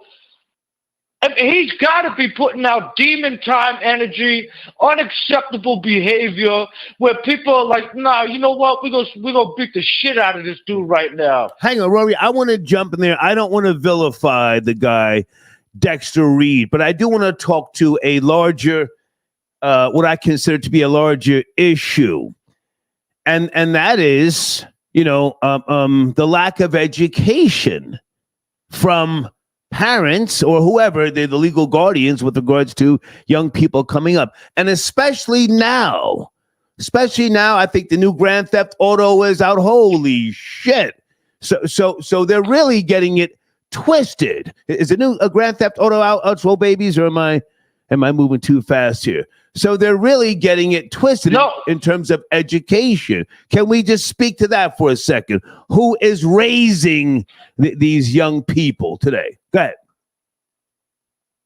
Yeah, I think it's a combination of that and the media too, because I see it right now. People can walk up to the cops and talk to them any old way they feel like it. Right. Any old way they feel like it. And I've never seen that before in my whole life. I've never seen that before in my whole life. I mean, I saw this cop. He was a white shirt, like a sergeant, in front of Penn Station. And this guy was acting crazy. I didn't want to say, but yeah, he was a black guy. And he was acting crazy, threatening people, inappropriate and shit. Hang on, Rory. GTA 6 is not out yet. Okay, Grand Theft Auto 6 comes out in 2026. Go ahead. Yeah, but in any event, this guy talked to the sergeant any old way he felt like it. Right. SMD, all of that. And I was like, oh, I know this sergeant's gonna whip his ass. I know he's gonna beat his ass. And he just was like, oh, keep it moving, buddy, keep it moving. And that's because the laws have changed, where the police officers are I guess, either they're restricted. They're really restricted in what they could do. And they needed a wake-up call a little bit, but you can't just walk up. When they put on that uniform, man, unless you're willing to say, me and every single person in my family will never call 911 for anything or any help. If you're willing to do that and say that, then fine. You could talk to the police there any way you feel like it when they have that uniform on and they're on duty. Yeah. But if they're on duty and they have that uniform on, you got to give them that respect that they're willing to put their life on the line to save your mother and to save other people. And, I just don't think people should be so quick to jump on the 96 shots. It's okay to make sure an animal is down if they're acting like a ferocious, vicious animal and they're putting your life on the line. Wow. That's just the way it goes. I love the analogy. Continue. Man. I love the analogy. You there, Rory? Yeah, I'm listening. Okay. Now I like your analogy. Now hang on a second before you go. You were one of the people who brought qualified immunity no longer being in New York City. Is there any talks of bringing that back for police? Because that's another reason why in that sanctuary city, New York, you've got the migrants, illegals turning up on the cops. Yeah. There's no more qualified immunity, right? You brought that to the table. Right, correct. Yeah, correct. I don't know if we're the only city, but I know we were the first city. And if I would be dead right now, me and my boys, we would be dead right now. If we grew up in an era that had the police didn't have qualified immunity and we had no bail laws, oh shit. The only thing that ever slowed us down was I'm gonna have to do time. I don't want to be one of those guys. I don't want to do that. No. These guys gonna lock me away for a long time. But if it was nothing and anything, like pretty much anything we did besides rape and murder was go to the precinct and get a desk appearance ticket for court, man, we would have laughed that shit off when I was younger. Right. We would have laughed that off. So maybe it's a blessing that I'm older now when the laws have changed, because I don't break laws anymore. But I try not to. I'll say that. I try not to. Because when I go to Whole Foods and the prices are crazy, you best believe I'm passing the meat from the butcher section over that goddamn self-checkout once in a while. That's not happening. I'll walk out of there with $60, $70 worth of steak and whatever. Right. You know? Right. Well, back in the day, I would have caught a charge for that. Now I know they're just going to say, "Oh shit, you didn't pay for that." You're older, and they call the cops. You're older, and for those who don't know, you grew up in the projects, Chelsea projects, right? For the most part. Well, no, I didn't grow up. I don't tell people this, and my family tries not to tell people this, but we're from the Bronx. Well, the Bronx. You know, it's not something to be like proud of. Then you went out to Long Island. They don't come up in conversations. Okay. Yeah, right. I lived in Far Rock too. Yeah, I lived in Far Rock. Gotcha. Yeah. Okay. But we're from the Bronx. My father's born on 139th and Willis. I was born on 2020 Briggs. When did you live in Chelsea? Hang on. Other people. How long were you in the Chelsea projects? You were over there too, right? I forget. Yeah, I was in the Chelsea projects for like 2 years. Oh, for 2 years. But okay. I stayed in the neighborhood. You know, I stayed in the neighborhood. Okay. Yeah. So I lived for like 2 years. All right. No, Chelsea projects, 9th to 10th. Remember the tunnel? We're right there where Tunnel nightclub used to be. That's Chelsea projects. I didn't fuck around in that. I didn't fuck around in there with those fucking losers. Hey, Matt, gotta go. Good talking to you. Yo, Star, be good, man. Salute. Okay. It's my friend, white boy Rory.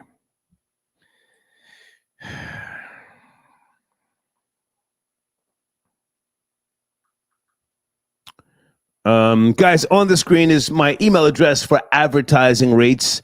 And if you are a sponsor, you can always call in. Just email me or text me and say, Star, can I get on the line? Or if you don't see your banner or your URL in the showrunner, shoot me a text. You can always email me. If you are a sponsor, you should have a wrench to put links in that live chat.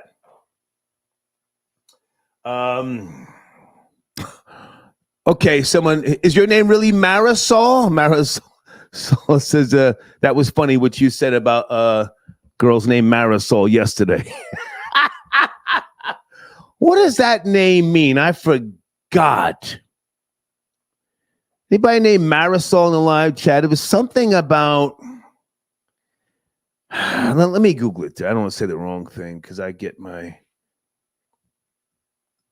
certain names wrong. Marisol. It's a Spanish name. Mary of the Solitude. A title given to the Virgin Mary, corresponding to English Our Lady of Solitude. Marisol. Yeah. They don't like when you call them that. calling a Hispanic girl Maria is a compliment, even if that's not her name. Oh, and salute to my homies from TKA, the classic. Maria, most beautiful girl I've ever known. Any TKA fans from back in the days? That was my fucking group. Jell, I got your donation. Jell says Amanda Seals is a mammy with an MBA. Okay. Jesse, she says, Star, if you're sick, pharma makes money. You're absolutely right. Yeah.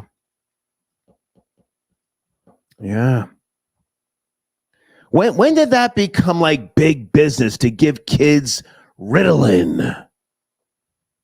I forget what year that was, but holy shit, that was a thing.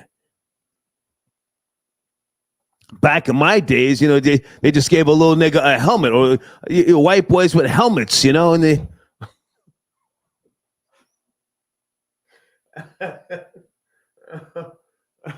And you rode the short bus, you came to school, you took the helmet off. Oh, fucking pills. Am I saying your name right? Jaquin, peace. I got your donation. Thank you so much, Jaquin. If I said that right. Is it Dungy? Did I say that right? Star, you're looking sexy tonight as always. Oh, thank you, darling. And I like your picture as well. Thank you so much. I hope I said your name right. Dungy. Dungy?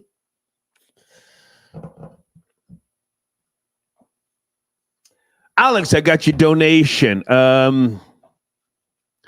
Well, listen, man, it was different in the 70s. And you guys, I'm sure you're proud of your generation, but I learned valuable lessons. And I knew that there were parameters. I think that's a big part of growing up. You need parameters. Now, I never had a curfew. I could ride my mini bike, you know.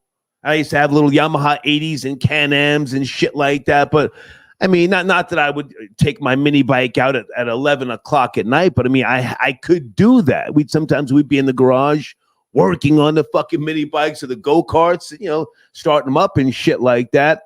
But we knew that there were parameters, places that you had to be careful going to. I never got beat up, with the exception of my older brother. I never got beat up by anybody, chased. I never got jumped. The only person in my life ever throughout my entire fucking existence who used to like tune me up was my older brother. Oh, brutal beatings he gave me. And then when I got to New York, I said, that will never happen again. And it didn't. I mean, there's rumors. Oh, yeah, Star got jumped to beat up. No. My older brother just, if I can ramble for a second, you'd be sitting there right after school eating some fucking, what was that stupid cereal? Quest? There's Quest and some other shit I used to eat. Captain Crunch, Quest. I didn't like Rice Krispies. Some other fucking cereal. And he would just come in the door.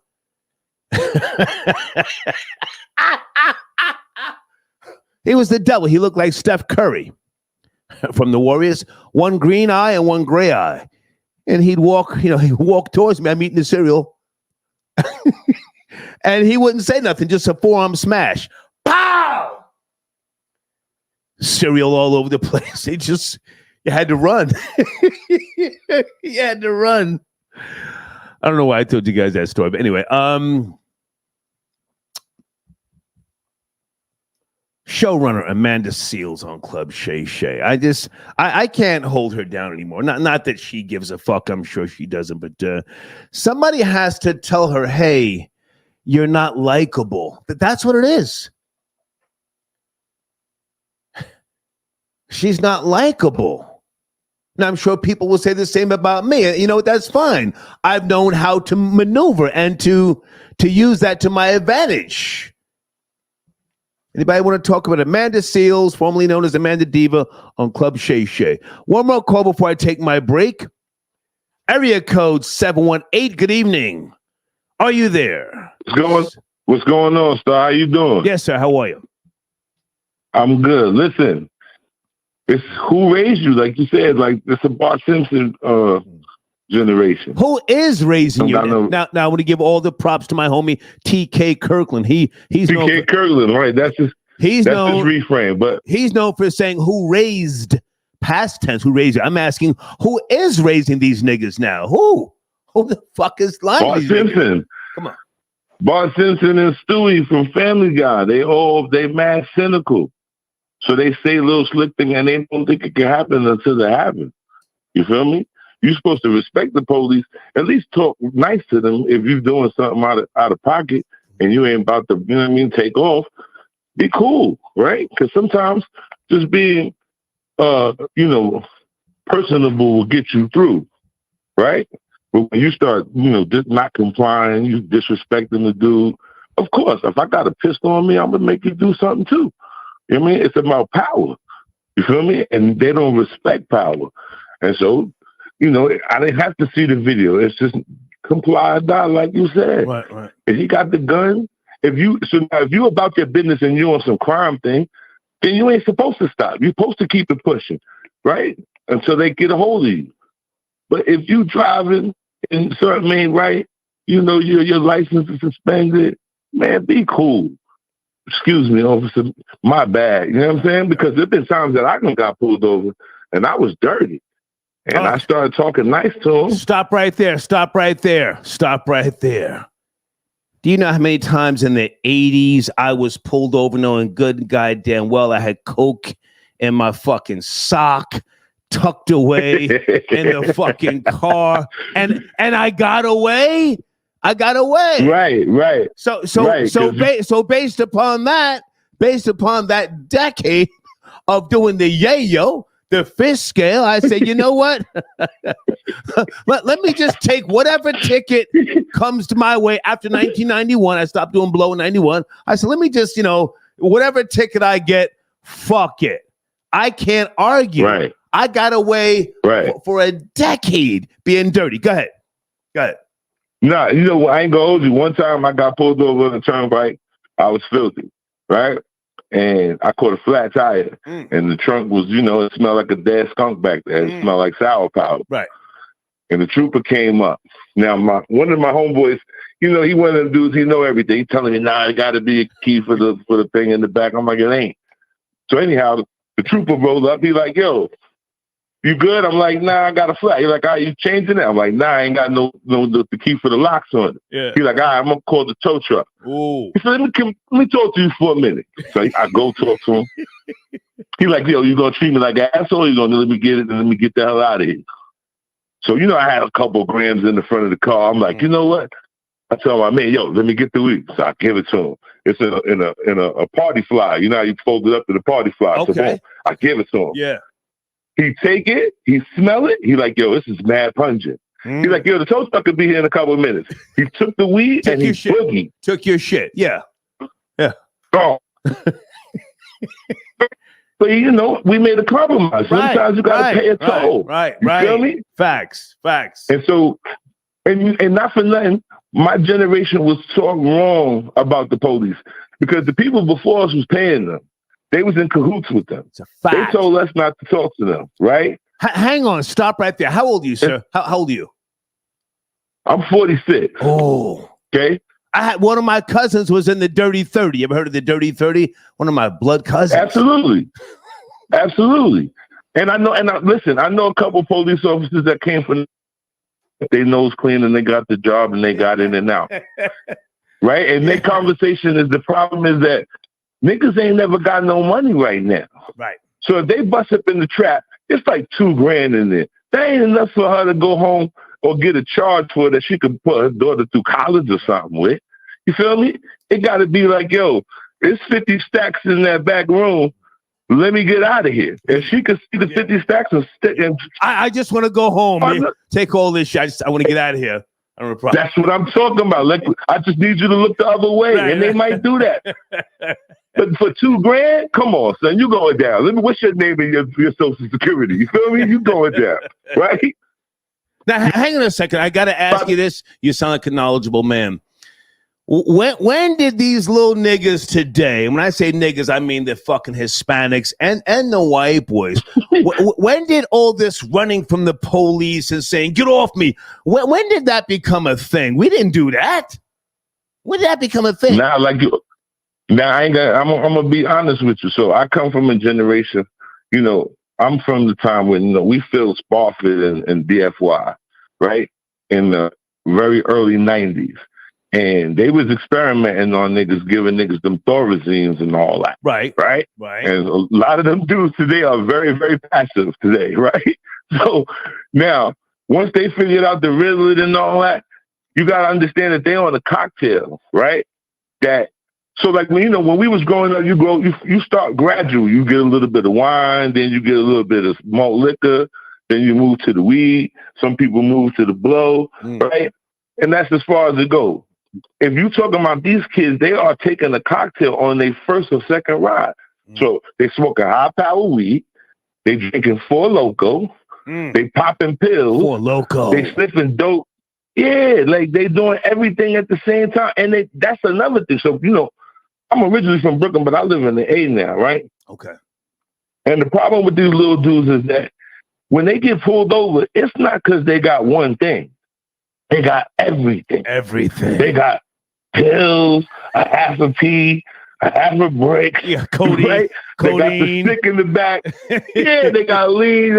They got a gallon of lean. They riding dirty. He don't got no license. Right. They ain't got no front or back plate. Right. Of course they on you, silly rabbit. Yeah. What are you doing? Yeah. Right? And I say that even in my generation. We go out of town, dude be like, yo. I'd be like, yo, son, take your chain off and take your hat off and sit up. Facts. Don't be driving like you leaning back like you Master P while we going to make this move. Right. Definitely going to pull us over, right? And so, comply or die. Yeah. They got the gun. And that's in any situation. If somebody pulls the jokes on you and they got the gun, don't be talking about what you ain't going to do because they're going to clap you. Right. So, you feel me? Yeah. So that's how that goes. But I'm gonna let you go, start and get this.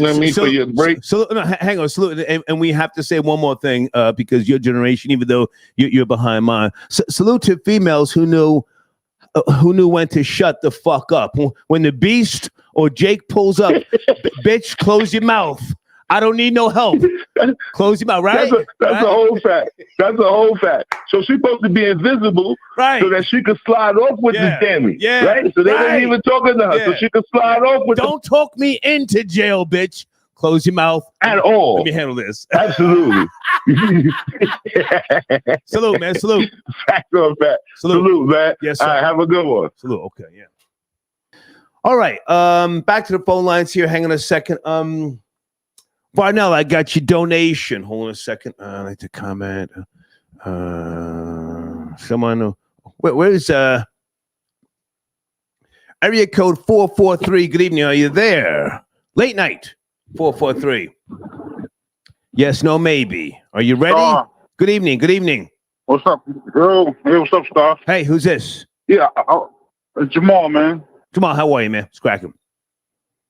I'm good. I was calling about the topic about who raised these kids, man. Yeah. I honestly think it's social media. It's social media because the disrespect and the police and everyone, I see it so much on social media, period. These kids cursing out cops, wilding out on them for no reason. Yeah. You know what I'm saying? And kids kind of adapt to what they see and they think that's the norm. You know what I'm saying? That was the norm when we was coming up. Right. You know what I'm saying? I'm 48, so coming up, we ain't had no social media. We used to drink our 40s. The worst thing cops can tell you to do is pour it out. You know what I'm saying? But I had no problem. You go buy another one. But now it's SMD to the cops. And, right. You got these other things that guys call audit the police where they just wild out on cops, like just walking up to the police in front of police stations. I'm like, yo, turn around, walk that way, talking to the cops like that, and it's crazy. Yeah. You know what I'm saying? I just don't understand it. And also another dude named Famous Richard. I don't know if you heard of him. Who's that? He walks up to cops. Some kid from Chicago, but he be in Manhattan. Okay. Walking up to cops, putting his fingers in their face, like, yo, where your pipe at? Like reaching for their gun type shit. Wow. No, pardon me. Reaching for their gun. I think I may have seen a video or two from him or someone like him. I mean, I pay attention to a lot of things that the younger generation does, but yeah. But now, if we can just pull it back for a second in terms of the younger people who, I forget at what point in time this became a thing to run, resist, and to, I guess maybe be the norm. It's affecting others. Yes, it's affecting how the police interact with you. And a couple of callers have already said that the police are human. So if they have a perception of you, then they are going to act accordingly. Yes? Oh, absolutely. Yeah, absolutely. Right. Like even like Rory said, like you don't know what's going on in somebody's mind. Already in the cops' mind, they already on point. They're already thinking the worst. You know what I'm saying? So when you give out that, like, I always feel like I tell my kids, like, yo, you get what you give. You know what I'm saying? The cop pull you over. If you kind of courteous or whatever, that puts them at ease off top. So you don't have nothing to worry about as much. You know what I'm saying? But as soon as you start with the, yo, what am I getting pulled over for? What the hell, yo? God, yeah. What y'all niggas want? You know what I'm saying? Yeah. You already putting yourself in a bad space. You know what I'm saying? Especially if you got something on you. I got pulled over not too long ago, and I was damn sure drunk, and I was talking to the cop, and I had a good conversation with him, and I told him, like, look, officer, like, yo, I'm right around the corner. I got a CDL. You know what I'm saying? I'm not trying to get jammed up. And I'm like, okay, no problem, man. So, you know what I'm saying? Well, especially if you could talk to him, with a clear, you know, I wasn't slurring. I just talked normal. And they let me go. Man, he's like, yo, just go ahead, man. I suggest you start taking Ubers from now on. And damn sure if I did. I'm laughing. I'd rather spend that $10 than 10,000. Stay with me. I'm laughing with you, not at you. I've been there. No, I've been there. Hey, listen. I'm an alcoholic. I'm not recovering. You feel me? I've never had a. I'm no quitter neither. Yeah, I'm no quitter. I've never had a DUI. Listen, I've been on the side of the road in a fucking S500 sleeping. Cops pull up, knock on the fucking window, say, "Hey, buddy, what's going on?" Like, "Oh, whoa! I just pulled up for a little nap." And he said, "I smell alcohol." I said, listen, I just, I'm gonna sleep in all places. Hey, you can't sleep here. Yes, sir. I'll get out of here. And got the fuck on about my business. But all this extra shit with the window halfway down, you're violating my rights, huh? What? Come on. It don't make no sense. And like I said, everybody, and that's what everybody's seeing. So people starting to think that's the norm. And when you think that's the norm, that's what they want to go with. You know what I'm saying? All the resisting and all these kids, I think they be in the Bronx. Cops pull up to them, man, SMG to the cops, and you know what I'm saying? But they got their phone out at the same time. So, and I guess people say, oh, well, the cops not messing with him, so I guess I could do that. And hell no. I mean, I know better, man. I'll never do no shit like that. I'm sorry. I'm sorry. It don't take nothing to be courteous. You know what I'm saying? Sometimes you might get a cop with an attitude, then you got to deal with that accordingly. But most of the time, if you come off to them respectful, they're going to come off to you the same way. You know what I'm saying? So I think it might be a younger generation type thing. You know what I'm saying? Because, I mean, 9 times out of 10, most of the time when I'm getting pulled over by a cop, I'm older than the dude anyway. You know what I'm saying? So I'm not going to talk to you like kid, but at the same time, I'm still going to give you the respect of your uniform and your badge, and we're going to take it from there. You know what I'm saying? So it's all how you come off first. You know what I'm saying? Yeah. Hey, man, I appreciate the call. Thank you for waiting for the call. All right, Star. Yes, sir. Salute. Okay.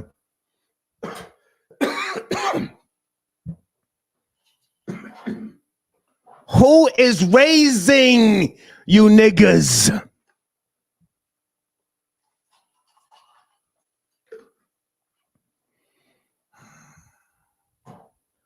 I agree with you. I was wrong. The single mothers, a lot of the single mothers are the fucking issue. Your son is picking up feminine, bitch-defied ways. He's sassy. He's rebellious. He's defiant. Cops run down. That little bitch nigga gets to running. Where you going, bitch nigga? I got the Peacemaker here, and I got 3 extra magazines. Come on back, Shaquem, or whatever your name is. Where you going? No, I don't want to chase you. You're high on sugar water and fucking synthetic hydro, the piff, the law, whatever you niggas smoke now. I can't catch you. But I can put one of these slugs in your fucking neck. Come on back. Pow! It's not funny. It's really fucking sad. Guys on the screen, www.moregalore404.com. Stacy Galore, what's going on with your website? Have you launched yet? Do you have some type of Bussy Chronicles? Guys, is Stacy Galore in the live chat? Let me look in there real quick. I don't have my contacts on.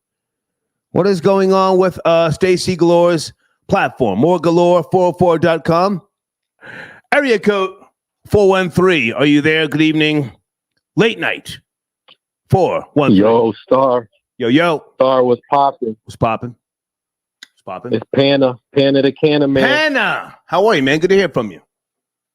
Good, man. I was in South America chilling for like a couple weeks. You know what I mean? Came back fresh veneers. You know what I mean? Looking right. Nice. How much did you pay for the veneers? How much did you pay? I only got 2. I paid a stack. Okay. I got the two upper front done. Nice. I got laser whitening. You know what I'm saying? Yeah. Treated the kids, my kids, my whole fam. We all got white. You know what I mean? Salute. White teeth. Everybody looked right. Mm-hmm. Everybody looked right. Oh, yo. So I mean, I'm an older guy, and I'm a firm believer as to, you know, on how you talk to the police. You know what I mean? I've been stopped multiple times. Like yourself, I've never had a DUI. Look, I got a story to tell, man. Me and my homie, we both were driving back from the Diamond District. He was a jeweler. And listen, Panna, I don't mean to cut you short. I more so want people of knowledge like yourself to talk to these little niggas today. We have had interaction with the authorities. We're still here. We survived. But these young, defiant, savages in the making, who is raising them? What can be said, if anything? These are the little niggas whose mothers and possibly fathers lied to them, told them they were special, told other people, oh, he's so smart, he's the smartest in the class. But then when he hits 15, he becomes stupid as fuck. He has no social skills. He types in all ebonics and emojis, and he cannot communicate with the race soldiers who have the peacemaker on their hip. Please take it from there. I mean, it's the aggression. You got to tone down the aggression. I was told by police himself, the minute you get pulled over and you say, "Why'd you pull me over?" That's the number one question not to ask. You know, it's just, we got to tell these little niggas, just be cool. Like, I don't know where this aggression came from. Is it the box mac and cheese? Is it the ramen? Like what's going on? It's the food. It's the father's not being present in the home. The mom laying up with a butch. You know what I mean? The butch acting like a dad. You know, like I go out to Golden Corral. I go out to nice restaurants. I see little Dante sitting with his mom. His mom looks pretty, and then I see the butch. You know what I mean? So it's confusion in these kids' minds. And you know, I'm not against it, but it's all on how you raise these children. There's not enough male figures in these males' lives, and even in the daughters' lives. You know, but what the story I wanted to say was, you know, I got stopped coming over into Connecticut from New York in Port Chester. Okay. Both me and my homie's license was suspended in New York. Oh Jesus. We had open cases. We were drinking Heineken. Oh Jesus. And we had weed. The cop was cool as hell. He basically said, you know what? I'm gonna follow y'all. But no, before he let us get in the car, he took the 6-pack, he took the weed, threw it out, made us empty out all the liquor, and then he said, you know what? I'm gonna follow y'all across the state line, because we were like maybe about 5-10 minutes away from the Connecticut border. He was like, I'm gonna follow y'all. He didn't want to do the paperwork. Hang on. He didn't feel like doing the paperwork. Get out of here, nigger. Get the fuck out of here, and don't let me catch you again. Right? Keep it real. Exactly. No ticket, no nothing. He was like, just get your paperwork straight for New York, but don't come back anytime soon. Yeah. And I was like, you know what, man? Don't come back over here blasting that fucking G unit or else. Panna, I gotta go, man. Thank you, man. Salute. Okay.